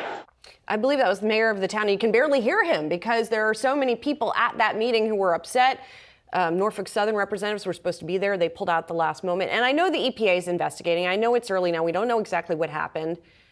But from your perspective, what can the Transportation Department do to make sure this kind of stuff doesn't happen? Well, the most urgent thing right now is to make sure that these residents get the information that they need. They are concerned, they are frightened, and with good reason. They had their lives upended through no fault of their own, and now want to know if their homes, their neighborhoods, their schools are safe. Obviously, EPA, the administrator who's been doing great work on this on the ground today. A lot of this is a partnership between them and the state when it comes to things like testing the air, testing the water, testing the ground. But there's a very important transportation safety side to this too. Now, the NTSB, National Transportation Safety Board, they are an independent body, and I respect their independence and their leadership of the investigation right now. But our department supports that process. Matter of fact, we had people on the ground within hours from our Federal Rail Administration and our Pipeline Hazardous Material Safety Administration to support that investigation. I think big picture, we need to, and we do, stand ready to take the information that NTSB is going to provide, the findings of their investigation, including not just a final product, but any findings that emerge along the way, and make sure that we're using that, both to create accountability if there were any violations of the rules, and to look at how the rules need to evolve. Look, rail safety is something that has evolved a lot over the years, but there's clearly more that needs to be done, because while this horrible situation has gotten a particularly high amount of attention, there are roughly 1,000 cases a year of a train derailing. Obviously, they have levels of severity, but where all of that points us to is a need to continue to raise the bar on rail safety. And that's especially true when it comes to rail that involves hazardous materials. Now, this train was subject to certain enhanced requirements because of the hazardous materials on board. But obviously, none of that prevented what happened in East Palestine. That's one of the reasons we're going to be paying very close attention to the findings that NTSB comes back with. And so, based on those findings, based on the findings of what the EPA is ultimately able to conclude around this too, where is the liability? Where do you believe that, and what we already know about the hazardous materials, what has taken place, and the number of people impacted? I mean, the scope of this seems quite large when you think about the number of people who have been displaced from their homes, trying to figure out how long some of this will continue to have longer impacts on the environment that they live in as well. And what accountability do you hold to Norfolk Southern? Well, EPA has already sent a letter notifying, in a formal way, notifying Norfolk Southern of its responsibilities. Obviously, I can't get ahead of an investigation that is active and ongoing, but Norfolk Southern will have to answer to EPA for the environmental side and to our department if there were any violations of rules that were found that emerged in the NTSB process. And do think they really need to be on the ground, also just playing a role in making sure these folks get the information that they need. People have been told, based on the air quality testing, that the air is safe. They're continuing to ask a lot of questions about the water, about the soil. Again, EPA is doing good work on the ground. So are the state leadership. I have spoken both to the governor of Ohio and the governor of Pennsylvania, understand their concerns and working on how we can be helpful in the long run. But the bottom line and the most urgent thing right now is to make sure that the residents are taken care of. Do you believe that this should result in or might result in a redrawing of routes even to make sure that you are mitigating risk of exposure if there are future incidents? So one thing that does come with these hazardous material trains is certain restrictions on what routes they can follow. And that is part of what we need to make sure we've taken a look at in this context. Basically, the question that needs to be asked here is, with all of the regulation, with all of the supplemental regulations that apply to a hazardous cargo like vinyl chloride, how is it that this happened anyway, and what can be done to make sure it doesn't happen again?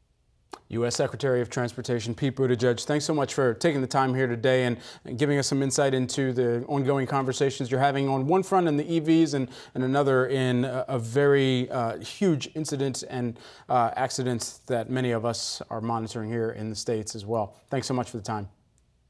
Thank you. Coming up, shares of Paramount are plummeting despite record streaming ads in the quarter. We're going to explain why. That's next.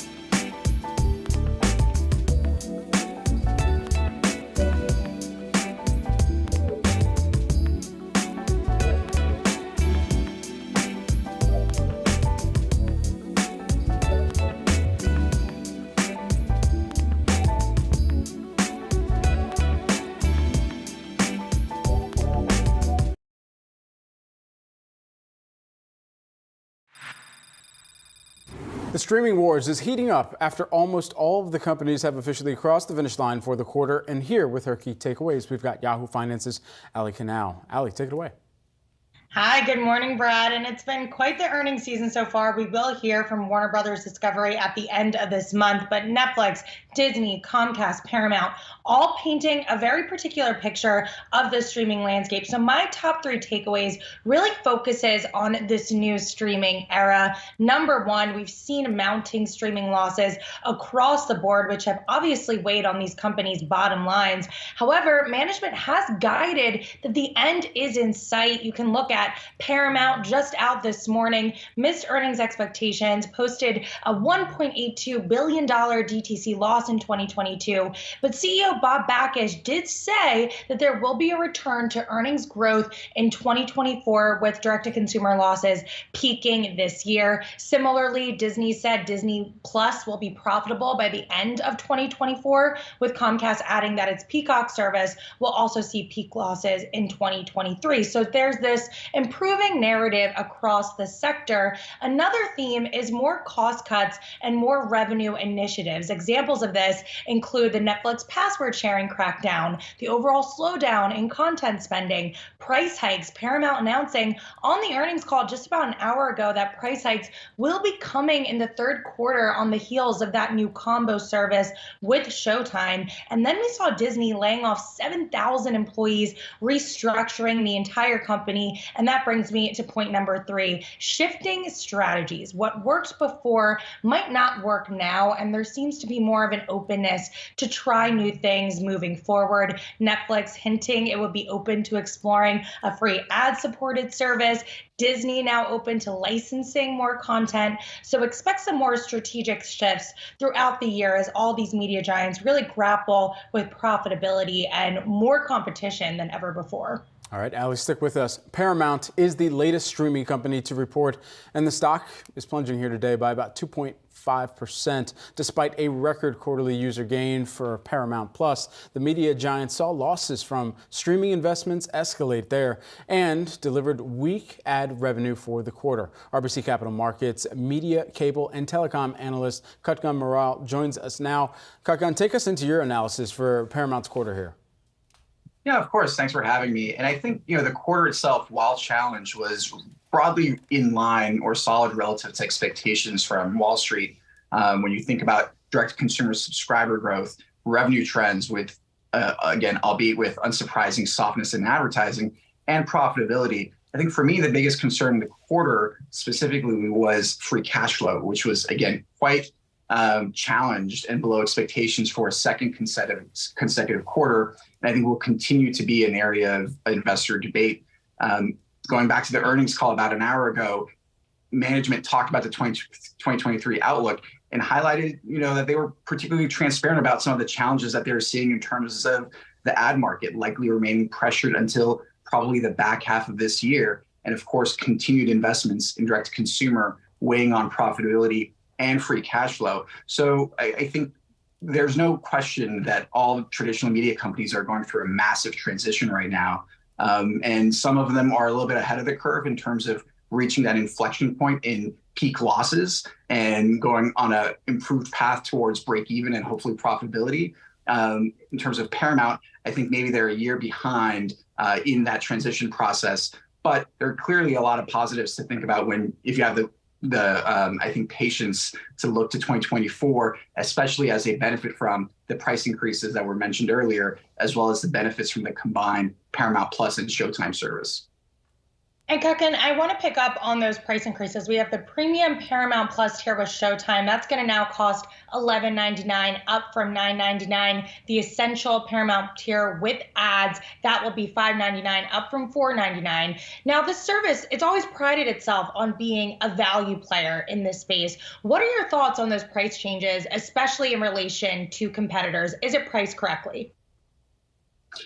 We'll have to see. I think the reality is when you combine those two services, the utility that the consumer gets is far improved. And I think what a lot of these companies are discovering is that when they first came to market, you go back 2-3 years ago, everyone was trying to compete with Netflix and scale aggressively with less of an eye on profitability and the timelines around reaching break even and profitability, and clearly a lot bigger focus on subscriber growth.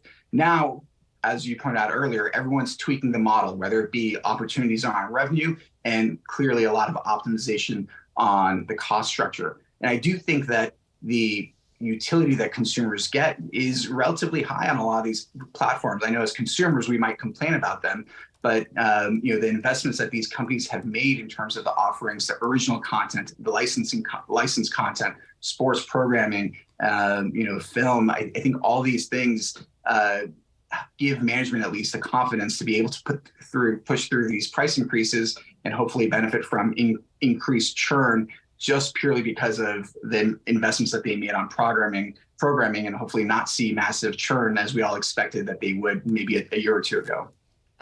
As you say, that we've sort of seen a bit of a transfer, a different focus, right, for many of these media companies. I think about a Disney now with a Bob Iger back at the helm, which right now is leaning more into theme parks because that's what's working, and really trying to find more discipline on the streaming side of the business. How is that balance, though, working at Paramount, which does not have that juggernaut of a theme park operation? They certainly do not. And from Paramount's perspective, I think their task is really balancing this pivot towards streaming along with the traditional linear assets, which, while in decline, continues to drive a lot of the profitability and, of course, the free cash flow for the company. And it's all a matter of making sure that balance towards this growth profile that they hope to scale in and ultimately benefit from a earnings perspective is disciplined and in a measured way. And I think that's a big challenge, especially as, despite these stocks, a lot of these media stocks are up, 30, 40, 50% year to date. I would say that we're kind of in the moment of peak negativity in terms of streaming sentiments, especially for some of these platforms that have not convinced investors that they will be the top 3-4 player on a global basis in the long run. And so right now, everything that these companies can do is, again, tweak the model to make sure that they're right-sizing the top line opportunity, effectively monetizing the consumer, and certainly improve the cost base. And you're seeing a rationalization in many, many different ways. Bob Iger talked about looking at, he dropped a lot of bombshells in many ways about, rethinking the content investments, rethinking pricing, the markets that they operate in, content exclusivity, content licensing. And when it comes to Paramount, I think it is a profound shift in the way that they operate when they're about to integrate Paramount Plus with Showtime. And I think there might be some concerns about what the immediate subscriber impact of that might be. But the reality of the business is, that should drive efficiencies to the tune of $700 million in future annual spend across content spend, tech costs, and marketing. And again, the entire focus right now from a Wall Street perspective is getting to profitability and growing afterwards. In your modeling, Cutgun, when do you have Disney reaching profitability for Disney Plus?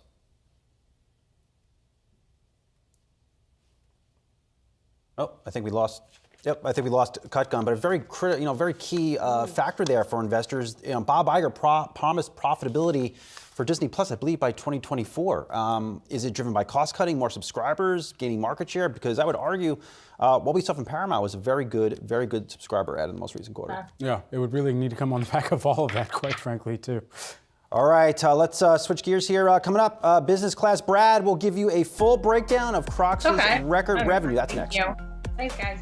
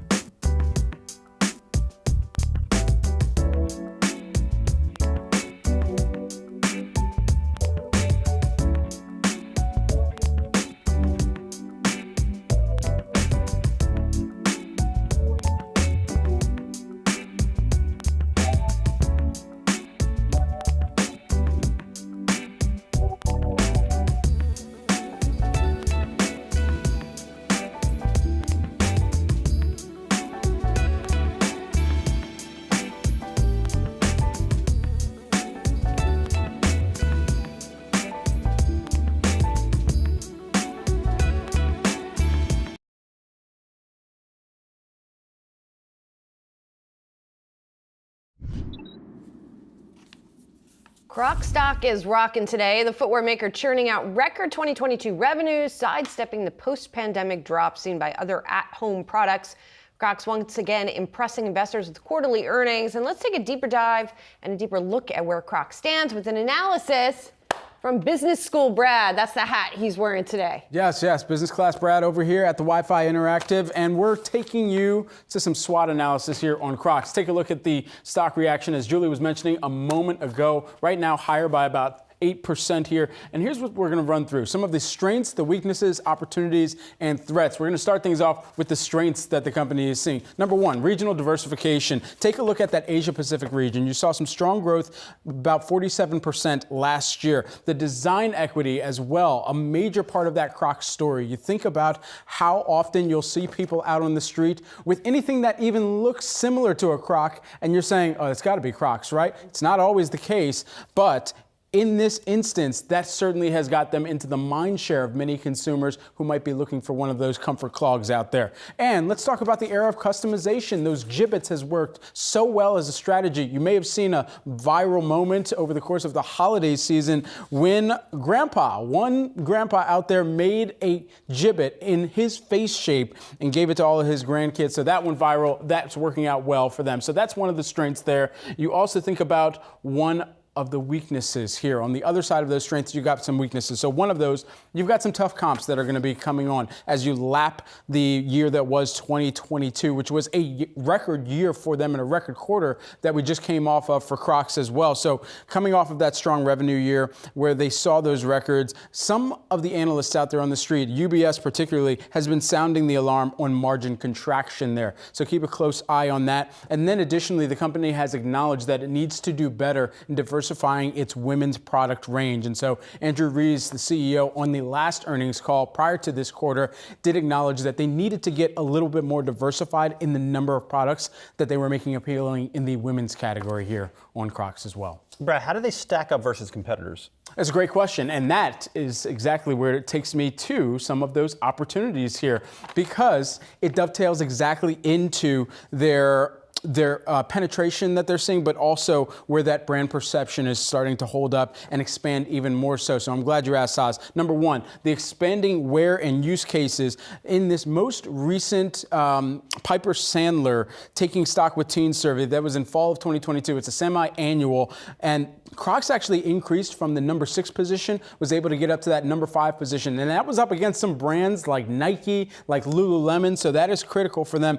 Their Hey Dude brand actually moved from number 9 to number 7. So that also a little bit of wind in their sails. And then you think about the sandal penetration. We're going to be looking at that expanding wear category and the sandal penetration. You're going to be thinking about Crocs and everything from healthcare workers having it on their feet to travelers and vacationers just wanting some comfy shoes or clogs on their feet. Athletes even in the post-athletic performance cycle, they're going to be wanting to wear something other than those Adidas sandals that had the little rubber thingies that kind of shot up into our feet for so long. And then the fashion adjacency here in the resale economy, that's also working well as an opportunity. But lastly, we got to talk about the threats in this quick SWOT analysis, because the inventory fluctuation is an issue for them. And then additionally, a shift towards bio-based plastics. So just very briefly on the inventory fluctuation, they still do have some snags in terms of overhead in how much they have to account for the inventory that's being taken up by wholesalers and where that inventory is actually being stored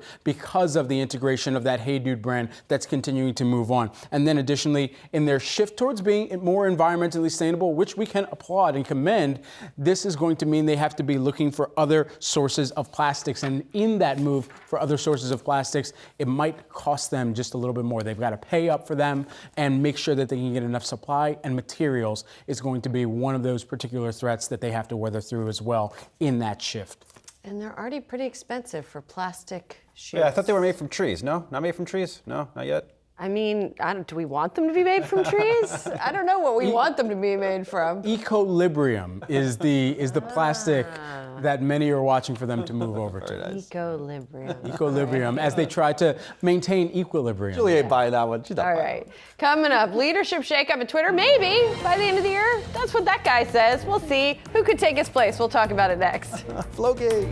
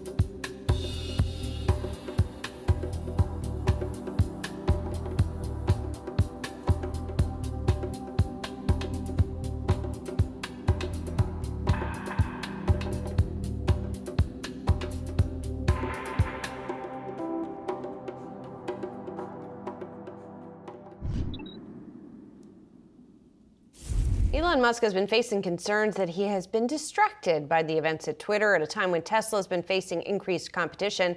At the World Government Summit in Dubai yesterday, he said he might be able to appoint a successor as Twitter CEO by the end of the year.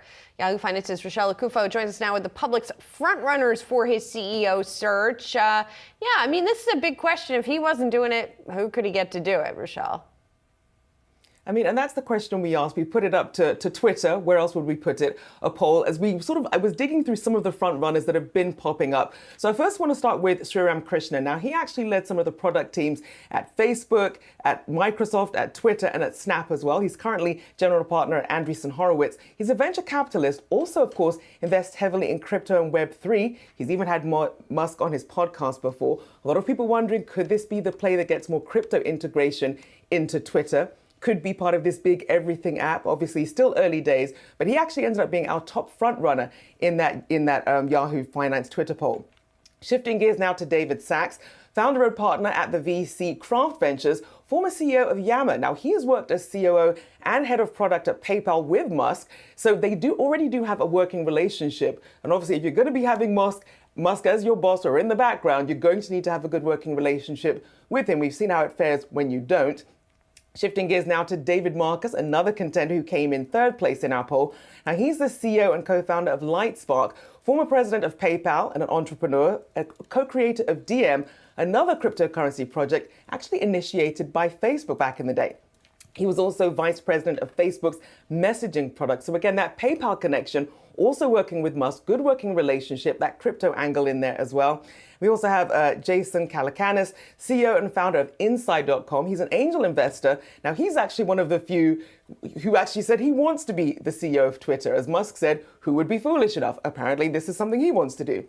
Now, he was one of the people who was very enthusiastic in having Musk take over Twitter, and Musk actually asked him to be a strategic advisor when the deal was actually put together. So he's also considered a strong ally for Musk. Honorable mention, of course, to Floki, the dog, or the Doge, depending on how you'd like to pronounce it. Because, of course, on Valentine's Day, here's Elon Musk, tongue-in-cheek, as always. The new CEO of Twitter is amazing. So there you have it, a lot of front runners here. Anyone wondering about women on the list? Sheryl Sandberg also got an honorable mention, as well as Jared Kushner after he appeared with Musk at the World Cup. People wondering perhaps maybe some Saudi funding. You never know. So I want to get you guys' take. Brian, what do you think? I'm all in on Floki. Next. Yeah, I would lean a little more David Marcus here. Not so much Floki and definitely not Kushner. So that's just me. You know who I think is going to be doing it at the end of this year, this time next year? Elon Musk. Elon Musk. He's not going anywhere. He's not going to give it up because he says he can step down when things stabilize at Twitter. So maybe Floki is as that our happening? CFO. Floki's the CFO. Floki CFO? Oh, maybe Floki's the CFO. Okay, I like it. I like it. He does the books. It would have to be somebody who gets along with Elon Musk. Nobody gets along with Elon Musk better than Elon Musk. So we will be seeing. Maybe it should be May Musk. May Musk. His mom? Yeah. Well, why not Kimball then in that case? I mean, he's already got Kimball's on the Kimball board. running. Chipotle, yeah, why not? Yeah. Let's do Okay. it. Chipotle through Twitter. Rochelle, thank you so much. We appreciate it. All right, guys, coming up, we're going to do a final check of the markets next. Where's the Floki graphic? Put that back up.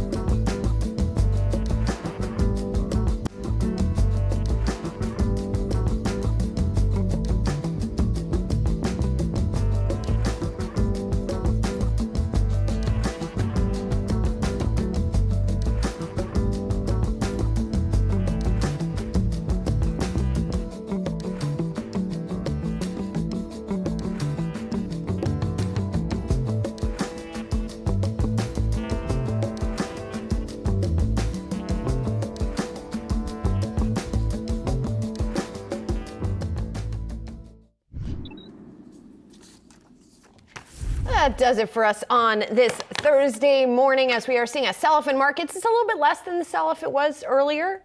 So that's a good thing for the bulls, I suppose, a little silver lining. We just heard from Rochelle Akufo about Twitter and potential new leaders. She's going to have you for the next hour. And guess what? Saz is going to be back as well for an exclusive conversation with the CEO of buy now, pay later platform Affirm. That is Max Levchin. He is always a fascinating dude. Stick around.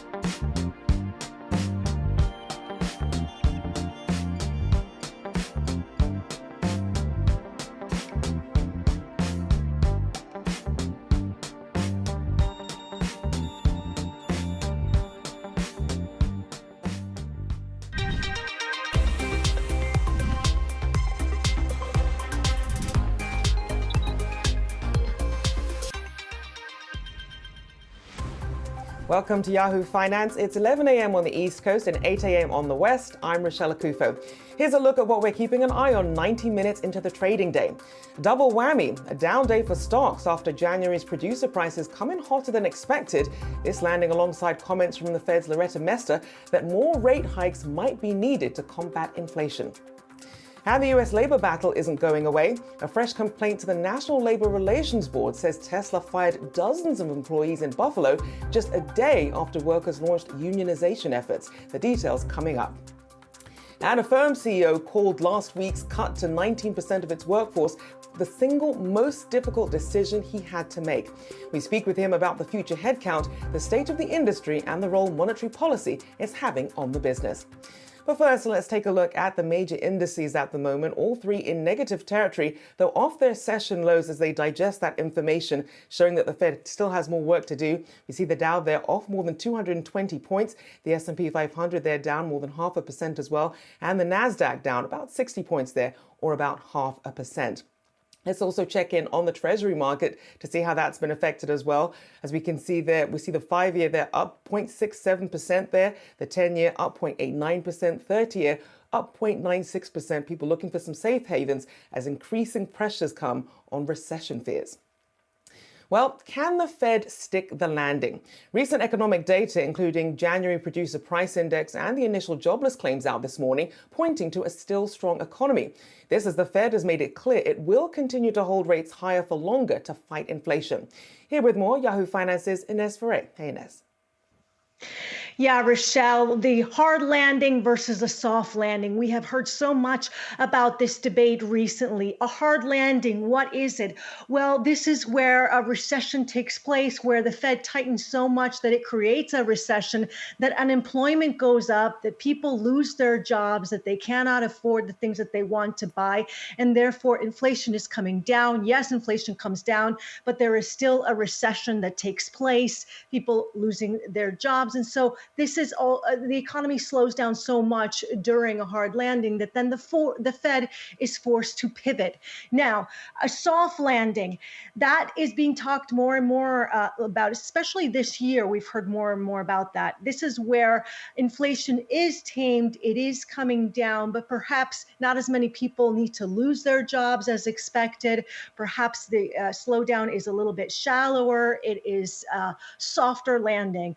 And, you know, we have heard this narrative a little bit even during the Davos event back in January, where CEOs were being interviewed, and they were saying that the situation wasn't as dire perhaps as they had thought in the later part of last year. So this expectation, and you can tell also with the markets rallying, the markets have sort of been pricing in, perhaps there is a way for the Fed to thread this needle, and perhaps there is a way for a soft landing.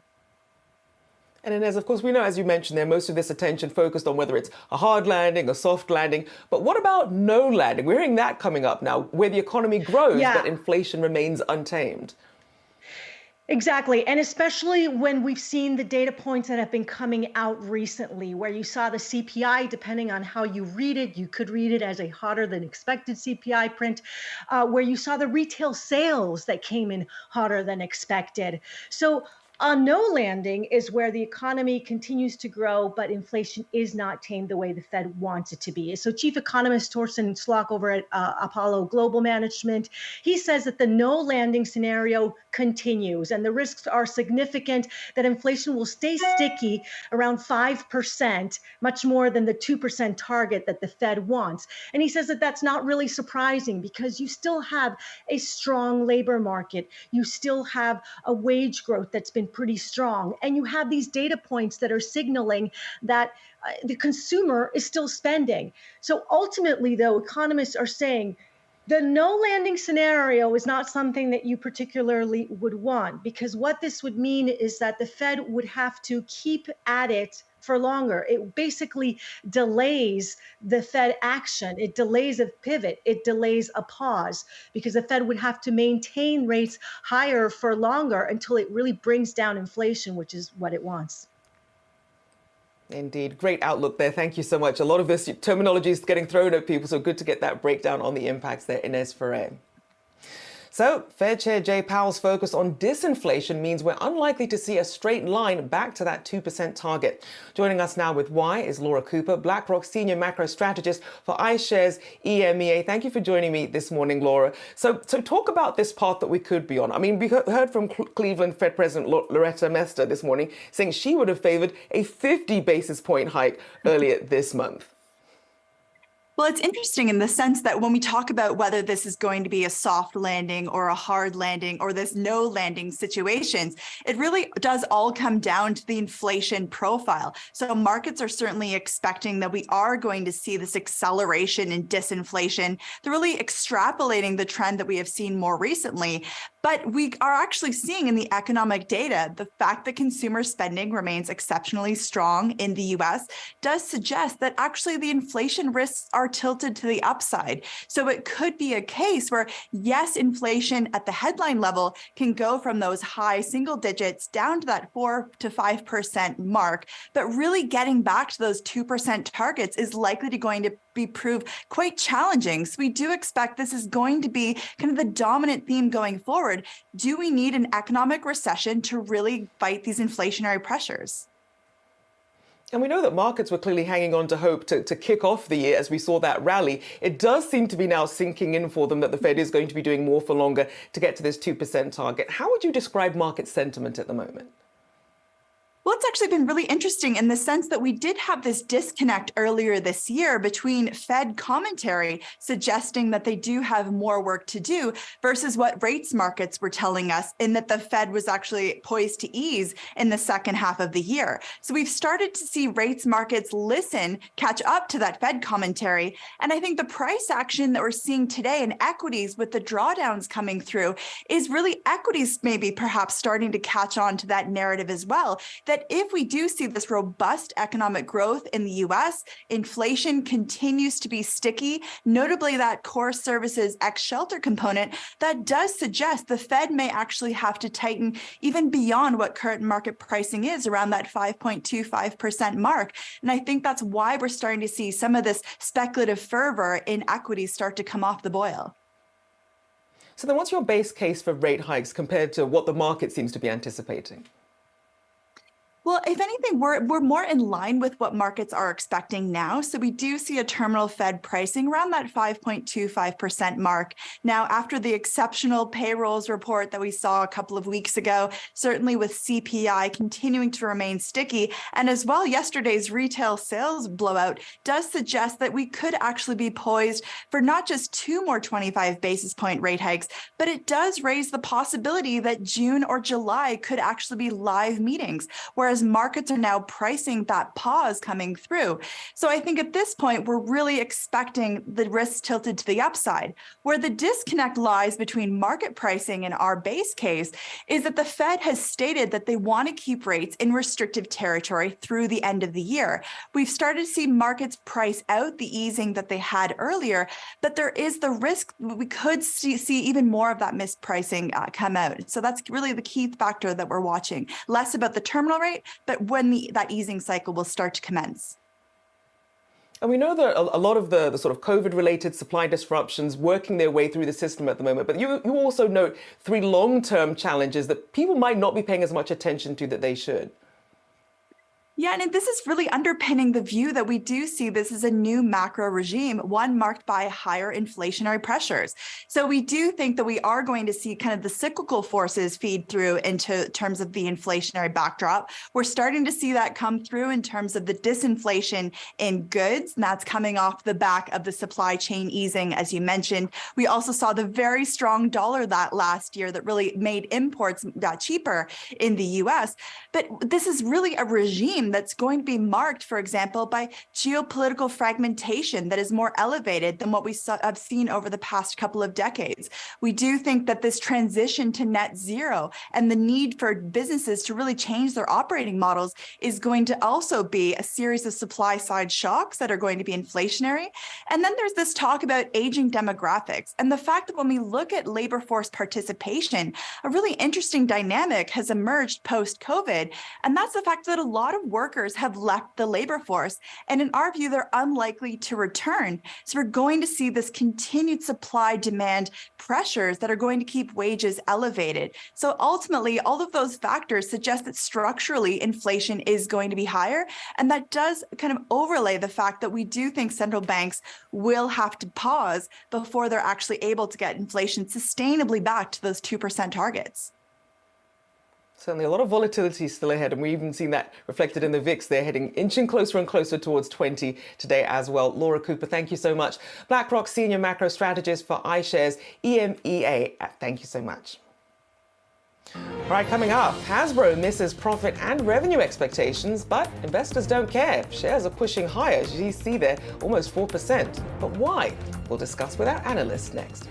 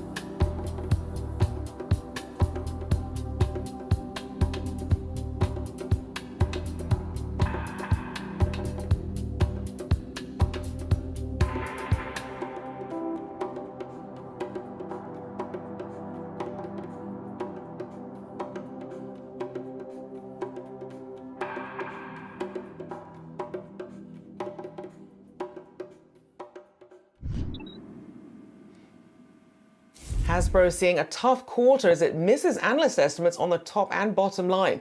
However, the toy maker expecting its operating cash flow is expected to nearly double in 2023.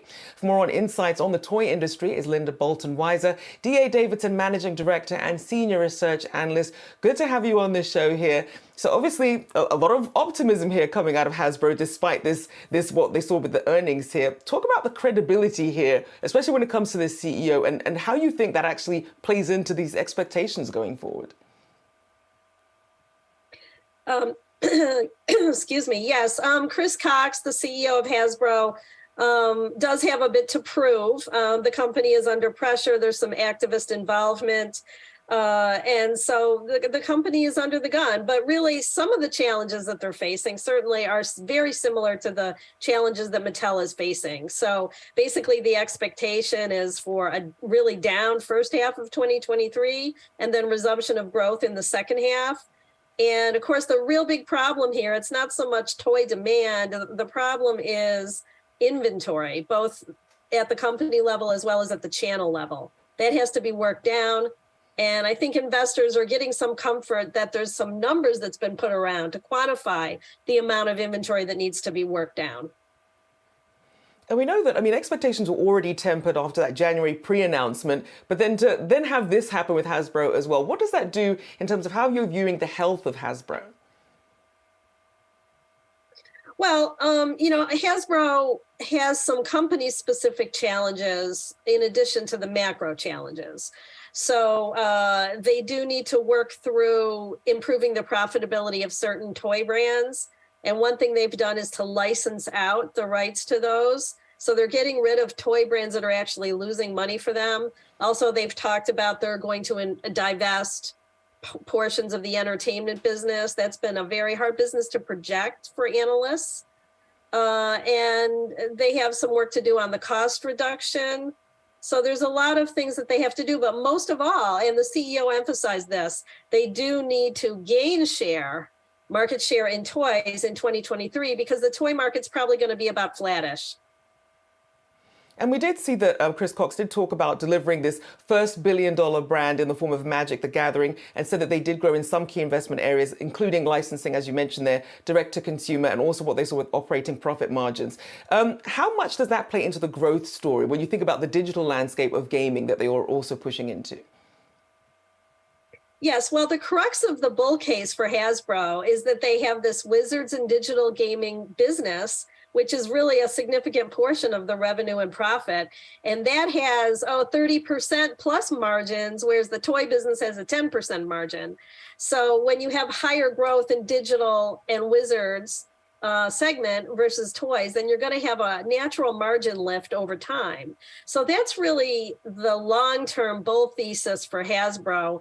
And I do think that can continue to work out. And even in 2023, they are guiding to 50 to 70 basis points of operating margin expansion. So they're getting margin expansion even in a tough year in 2023. And obviously we saw, as with Mattel as well, talking about that tough macroeconomic environment. And we know that their gross margins were affected by their inventory management efforts as well. How would you compare the two when you think of the offerings that they both have?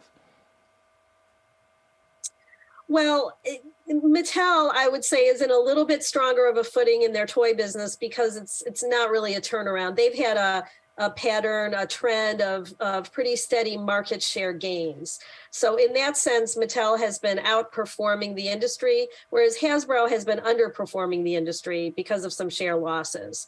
So that's kind of the key difference. And I would say that in general, the revenue decline for Mattel in the first half of 2023 is a little bit less than Hasbro. Hasbro's more in the 20s type of revenue decline, and Mattel's more like in the 15 to 20% range, a little bit less of a decline for Mattel.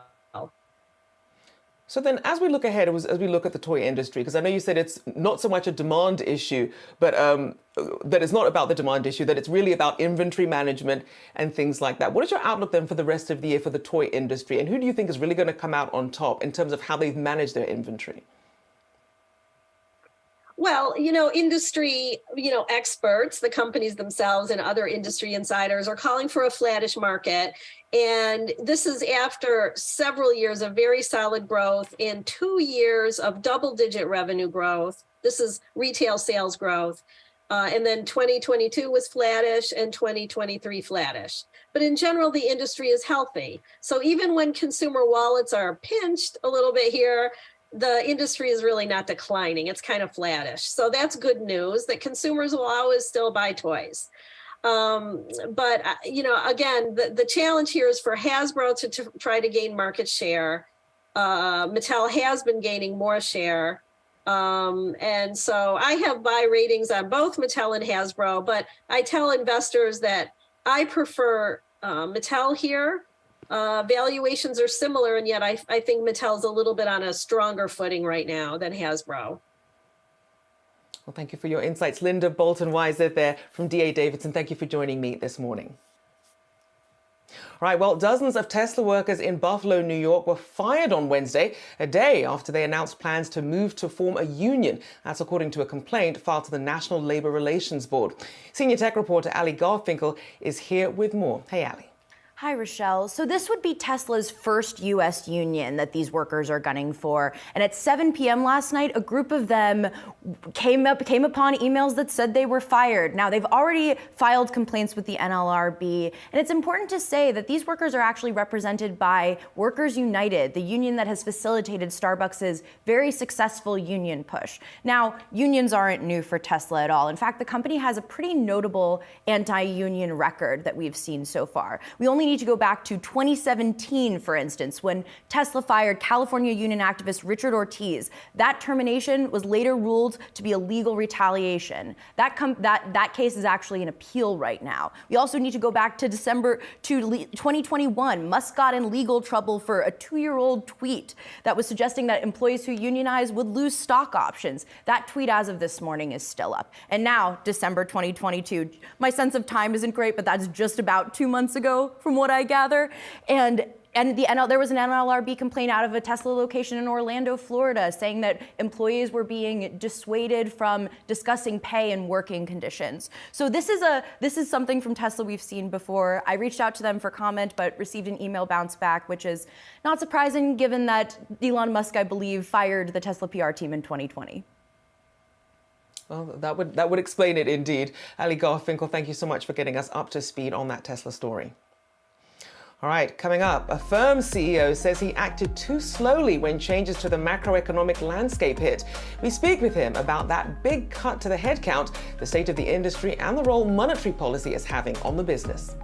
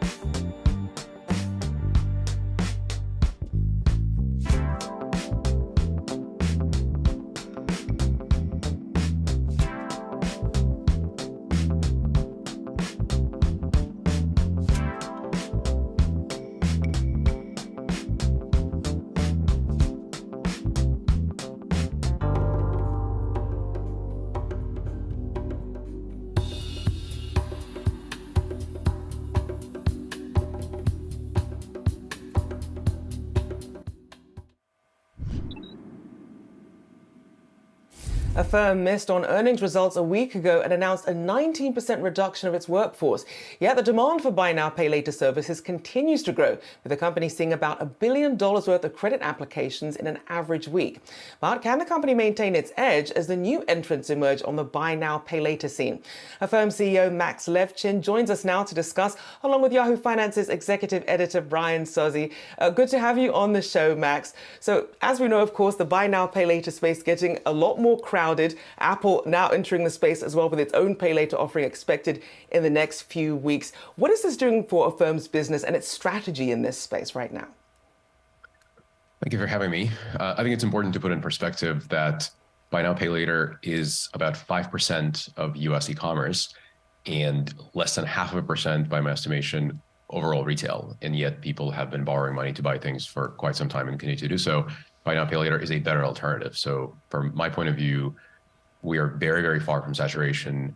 Affirm is unique. We cover both low AOV transactions, what's now traditionally called buy now, pay later, as well as monthly installments, which helps people buy more expensive things like furniture and bicycles, et cetera. And so obviously competition is good for consumers, good for merchants. There's a lot of space to go after. The enemy or the competitor is the credit cards, not each other. Max, it's Brian here. Good to see you here. In the earnings that investors digested, was that more of a function of the cyclical nature of the economy and macro forces? Were there more operating challenges than you expected? It's really two things. So consumers are pulling back discretionary spending. There's no question about it. You can see it in our reports. You can see it in other reports, but folks bought a lot of furniture when they were trying to set up their house to be more like an office, et cetera, and they're now digesting that. And so the consumer discretionary pullback is very real. The more important thing from my point of view, and it really is something that I hope all of our investors and anybody who watches the industry understands, you can see it in the letter. As issuers of credit of all stripes, buy now, pay later, fintechs, traditional banks, the delinquencies are rising. Ours fell in this quarter. We managed the business to credit outcomes for ourselves, for our consumers to protect their financial health, and for capital partners. We said over and over again, we will do the right thing through the lens of managing credit to a number, and the industry will struggle. The industry is struggling. We are not. That absolutely comes with some amount of cost relative to growth. If someone should not be borrowing money because they can't pay us back, it is important for us to say we cannot do it. The $1 billion of applications are great. That a number, frankly, but the approval rate is what governs how quickly we can grow. And we will continue printing credit numbers that we control. There's an input into our business. It's really, really important we continue delivering on that input. As we get through the full economic cycle, we hope to have a definitive answer to all of our watchers that say, well, can you really underwrite? I think we can. We've showed it last quarter. We'll continue showing it. Max, we've gotten to know you over the past couple of years as you've grown Affirm, and I'm sure the layoff news, having to make an announcement like that was very tough on you personally. Take us through that decision. How much money will that save the company? It's tens of millions of dollars of operating expenses that we took out. It was a really, really difficult decision, probably the most difficult one in the history of the company, and it's been over a decade now. I believe it's the right one. Like a lot of Silicon Valley, we had hired more people that we were reasonably able to support given the revenue growth. As the economy slows down, you can reasonably expect more slowing. A lot of metrics, you have to control your operating expenses. As a publicly traded company, we have to take the responsibility, and I do. That said, the team is extraordinarily resilient. I've gotten just an unbelievable outpouring of support, both from impacted Affirmers and the ones still here. And we are plugging back into work and just going after it with the same gusto we always had. Obviously incredibly tough at the moment when we do see these layoffs happening and companies having to make some of these costs. In terms of how you see the business growing from here, perhaps different offerings that you plan on foraying into beyond buy now, pay later. We know that there's been some forays into debit as well. Mm-hmm. I think that's there's a great tee up. So Debit Plus, the card that we've been working on for quite some time, and it certainly took multiple shots at to really figuring out the user experience and frankly the underwriting challenges there. We're very excited about the state of that product at this point.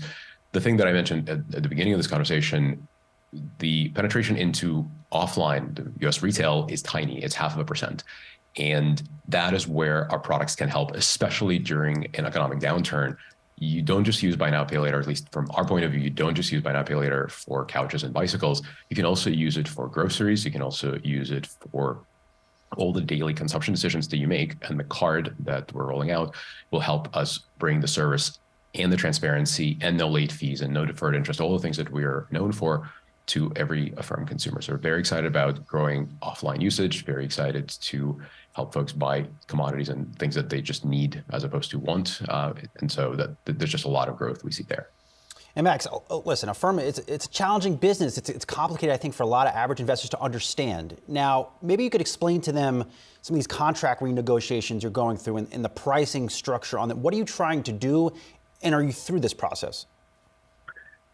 Yeah, I think that's this particular aspect of Affirm's business is actually not that complicated.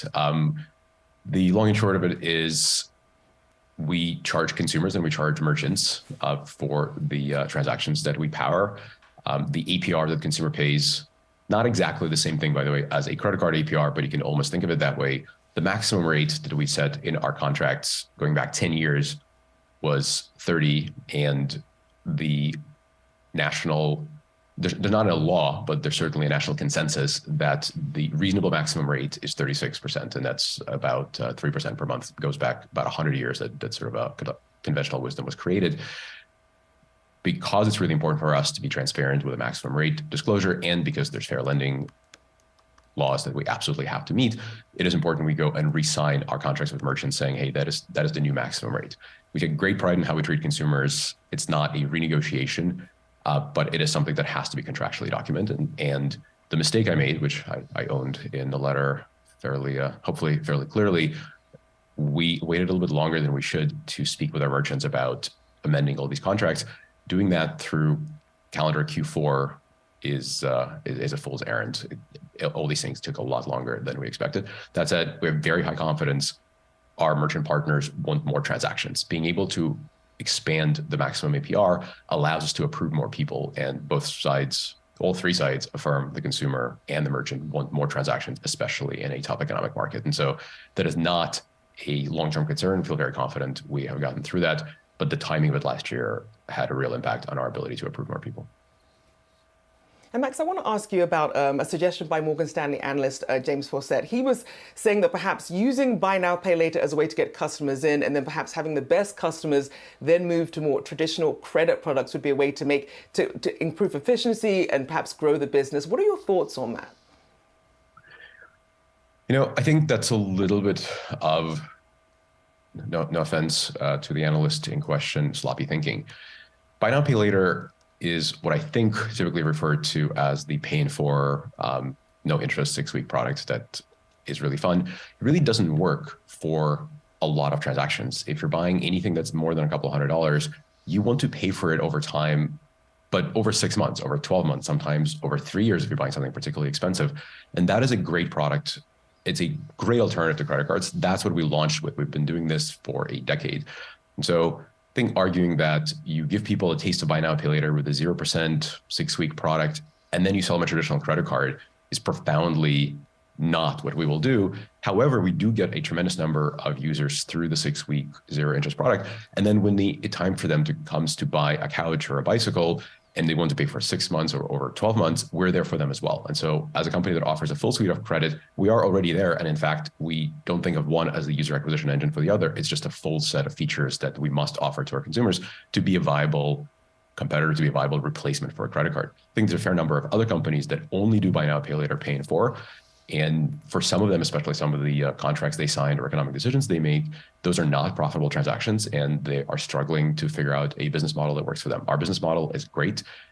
One thing that we spoke about in a call is that the loans we generated last quarter are some of the most profitable, margin-rich loans that we've ever made as a company.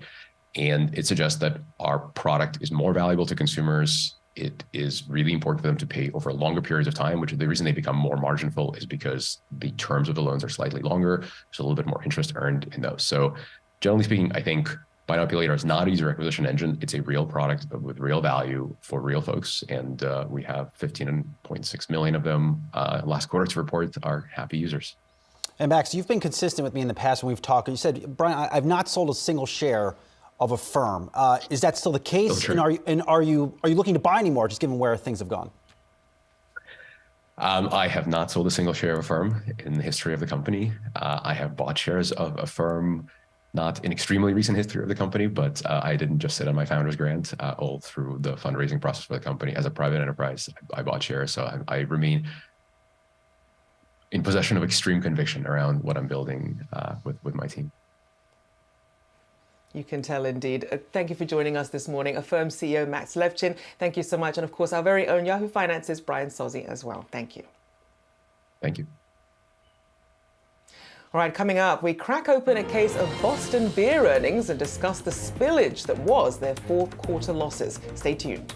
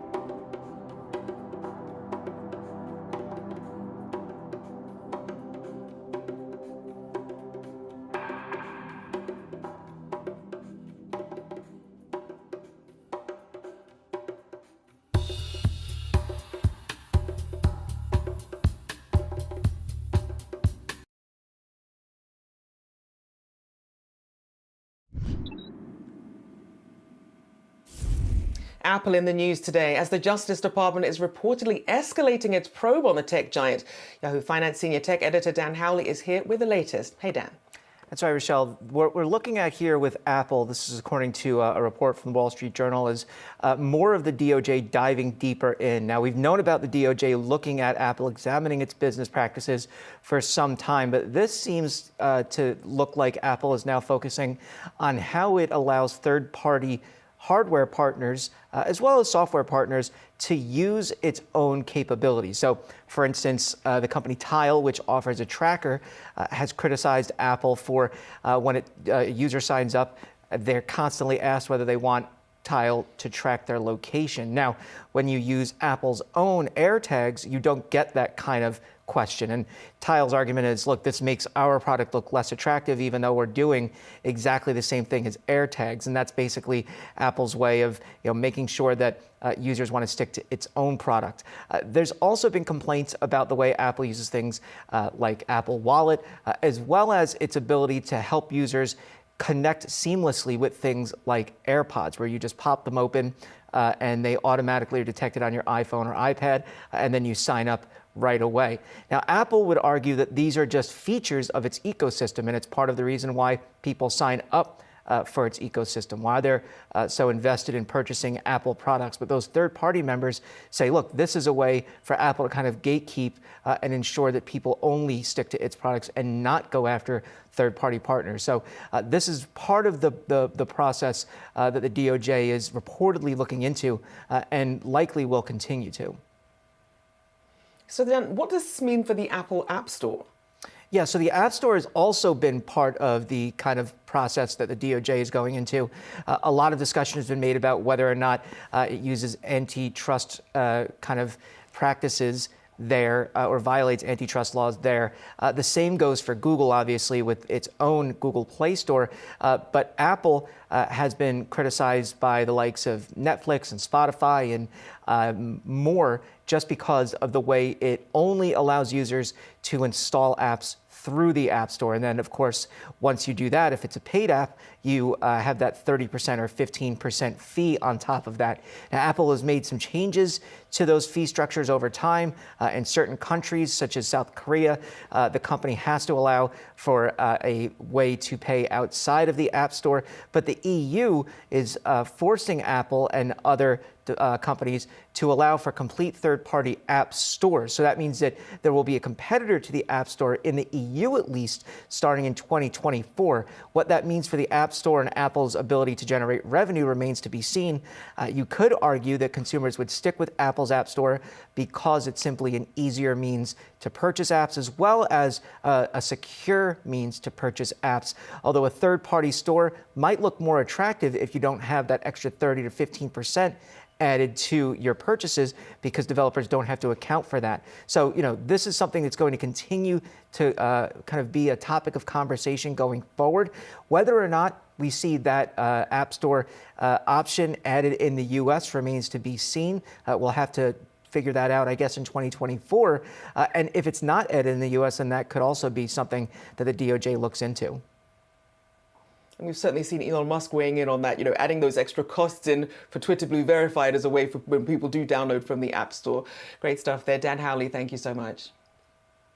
All right, well, the Boston Beer Company, maker of Sam Adams, Truly Hard Seltzer, Twisted Tea, and much more, reported disappointing fourth quarter earnings. For a deeper dive now into the company's quarter, let's get it over to Yahoo Finance's Shauna Smith. Hey, Shauna. Hey there, Rochelle. Let's take a look at Boston Beer Company, because as you can see, shares off right about 12% right now. Putting that in perspective, this could potentially be the worst intraday performance that we have seen from this stock in just about a year and a half. So breaking down the big takeaways from this report, why the street is pretty disappointed. First up, that wider than expected loss in the fourth quarter, that of course was a black eye, but also weak full year profit forecast.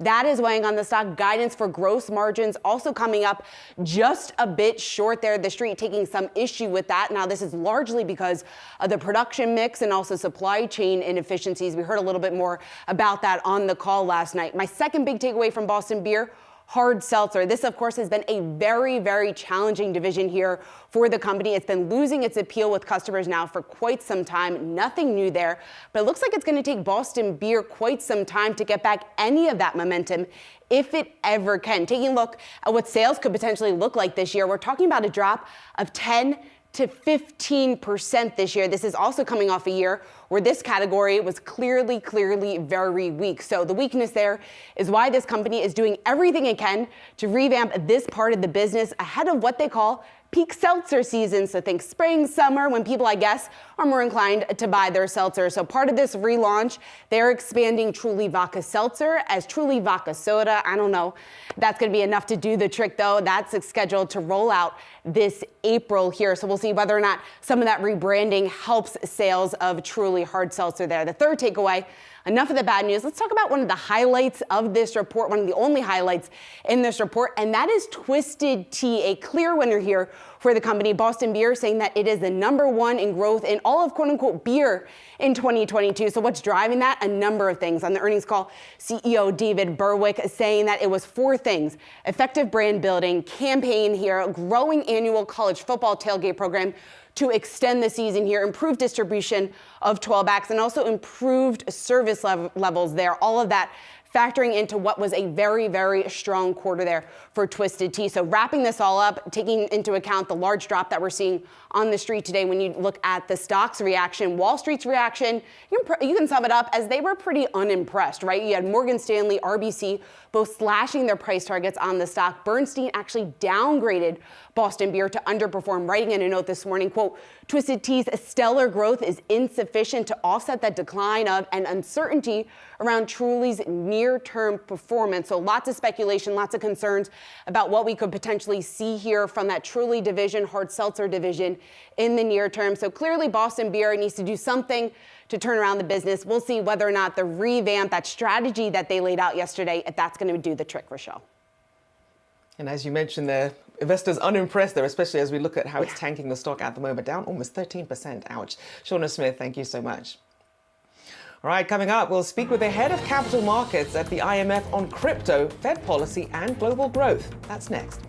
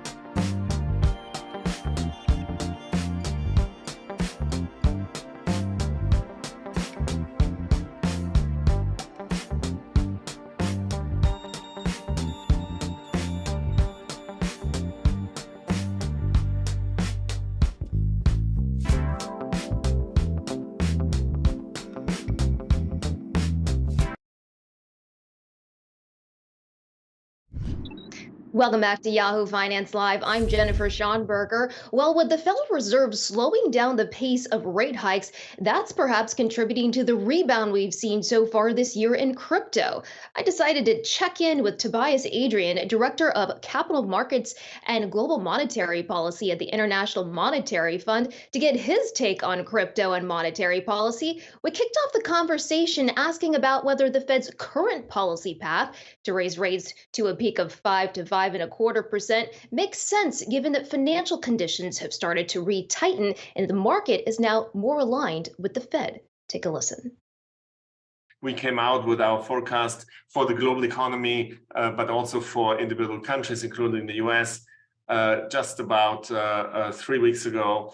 And, we do see a decline in inflation later this year. We do see a bottoming out of activity, but our forecast is much closer to what the Fed had forecast rather than the much more optimistic forecast that was embedded in markets. I want to ask you what Fed policy, monetary policy means for crypto. Clearly, the Fed has signaled that it's not going to cut rates this year, really wants to avoid the scenario of the 1970s when inflation resurged and they had to go back in and hike rates further. What do you think this means for the crypto outlook? Does the winter continue, or given that the Fed is beginning to slow the pace of rate hikes and looks like it could hold at some point here later this spring or summer, does that offer some optimism for the crypto space? Well, winter implies that there's spring and summer one day, but it's not entirely clear that we will go back to the kind of valuations that we saw in the past, right? I think there is like a realization that some of the structures that were out there, don't work. A number of products just imploded, right? They didn't work once asset price or valuations in cryptos went down. And so that is one fundamental challenge. The second fundamental challenge is that, of course, the regulatory landscape is changing, right? I mean, there's a concerted effort by regulators around the world, led by the FSB, the Financial Stability Board, which is also housed in Basel, to have a comprehensive, coordinated, and coherent regulation for crypto around the world. We've seen some elements of that already. The Basel Committee came out with capital requirements for banks holding unbacked crypto assets. And those are, very high requirements. Because the sector is viewed as being somewhat risky. And then, of course, around the world, everybody's watching what is happening with stablecoins, what stablecoin regulations are going to be.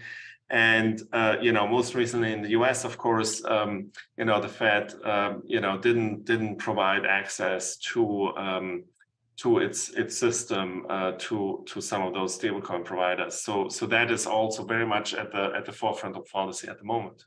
But are investors still vulnerable to some sort of major bankruptcy or collapse in the crypto space at this point?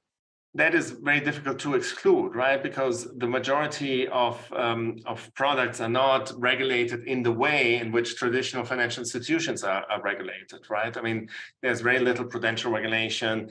There's very little investor protection. There's very little assurances of how customer assets are being dealt with, and many entities are operating out of offshore jurisdictions, so they might not have the same protections that you would have if these entities were based in the US. So. It's difficult to exclude that we couldn't see further disruptions, collapses, or worse. Mm-hmm. And you mentioned the Fed turning down crypto bank Custodia's application to become a member of the Federal Reserve System. As part of that, they came out with a policy statement a couple of weeks ago, trying to make clear that both uninsured and insured financial institutions are both subject to the same limits when it comes to crypto, namely that banks cannot hold crypto as principal on their balance sheet, but they may act as custodians. Do you think that the Fed is trying to box crypto out from coming into the traditional financial system? Right. It's a certain degree of making sure that the banks are not sort of like exposed to risks that are very difficult to control.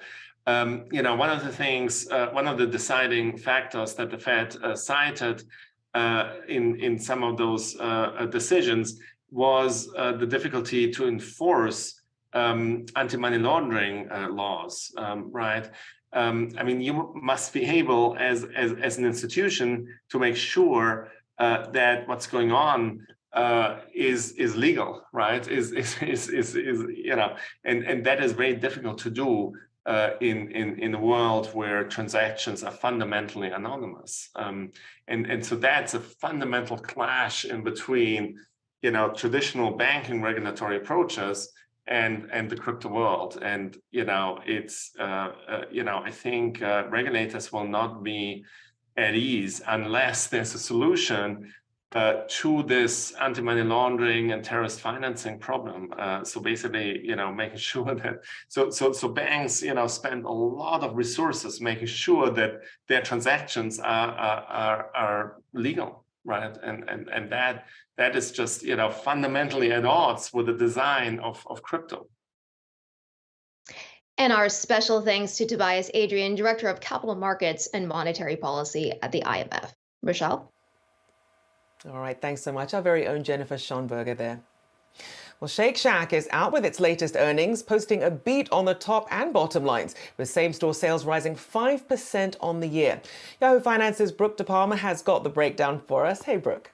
Good morning, Rochelle. Shares now rebounding after dropping more than 8% after market open following those fiscal fourth quarter earnings results. Of course, if we take a closer look, revenue slightly beat expectations, coming in at $238.5 million. Adjusted earnings per share coming in at a loss there, but higher than Wall Street expectations of 6 cents there. Same-store sales also getting a bit of a boost here, mostly in line with Wall Street estimates of 5.16%, them coming in at 5.1%. Now, if we take a closer look at some key areas of focus, there were 4 that CEO Randy Garutti outlined in the earnings call, labor being one of them, as the fast food burger chain looks to focus on recruitment, retention, and training efforts. They're also looking at the addition of kiosks to help utilize labor in different ways, perhaps backfilling in the kitchen, but they admitted that they have not been immune to staffing challenges. Also, guest experience coming in as a key focus there, as in addition to its LTO offerings, limited time offerings that is, as well as partnerships with celebrity chefs that it emphasizes makes it different than fast food chains. Guest experience, really something that the company grew upon. Growth plans, though, pretty big here. They expect to open 40 Shacks, with roughly 6 of them in the first quarter. Drive-through, a big focus there. They aim to open more than roughly 10 to 15 more this year. They say that those drive-throughs may bring in more annual sales. Overall profitability, though, here in the U.S. remains a key focus. CEO noting that we know the dynamics of these past few years have impacted our historical margin profile, and Wall Street also keeping a closer look on those margins as we make way into 2023.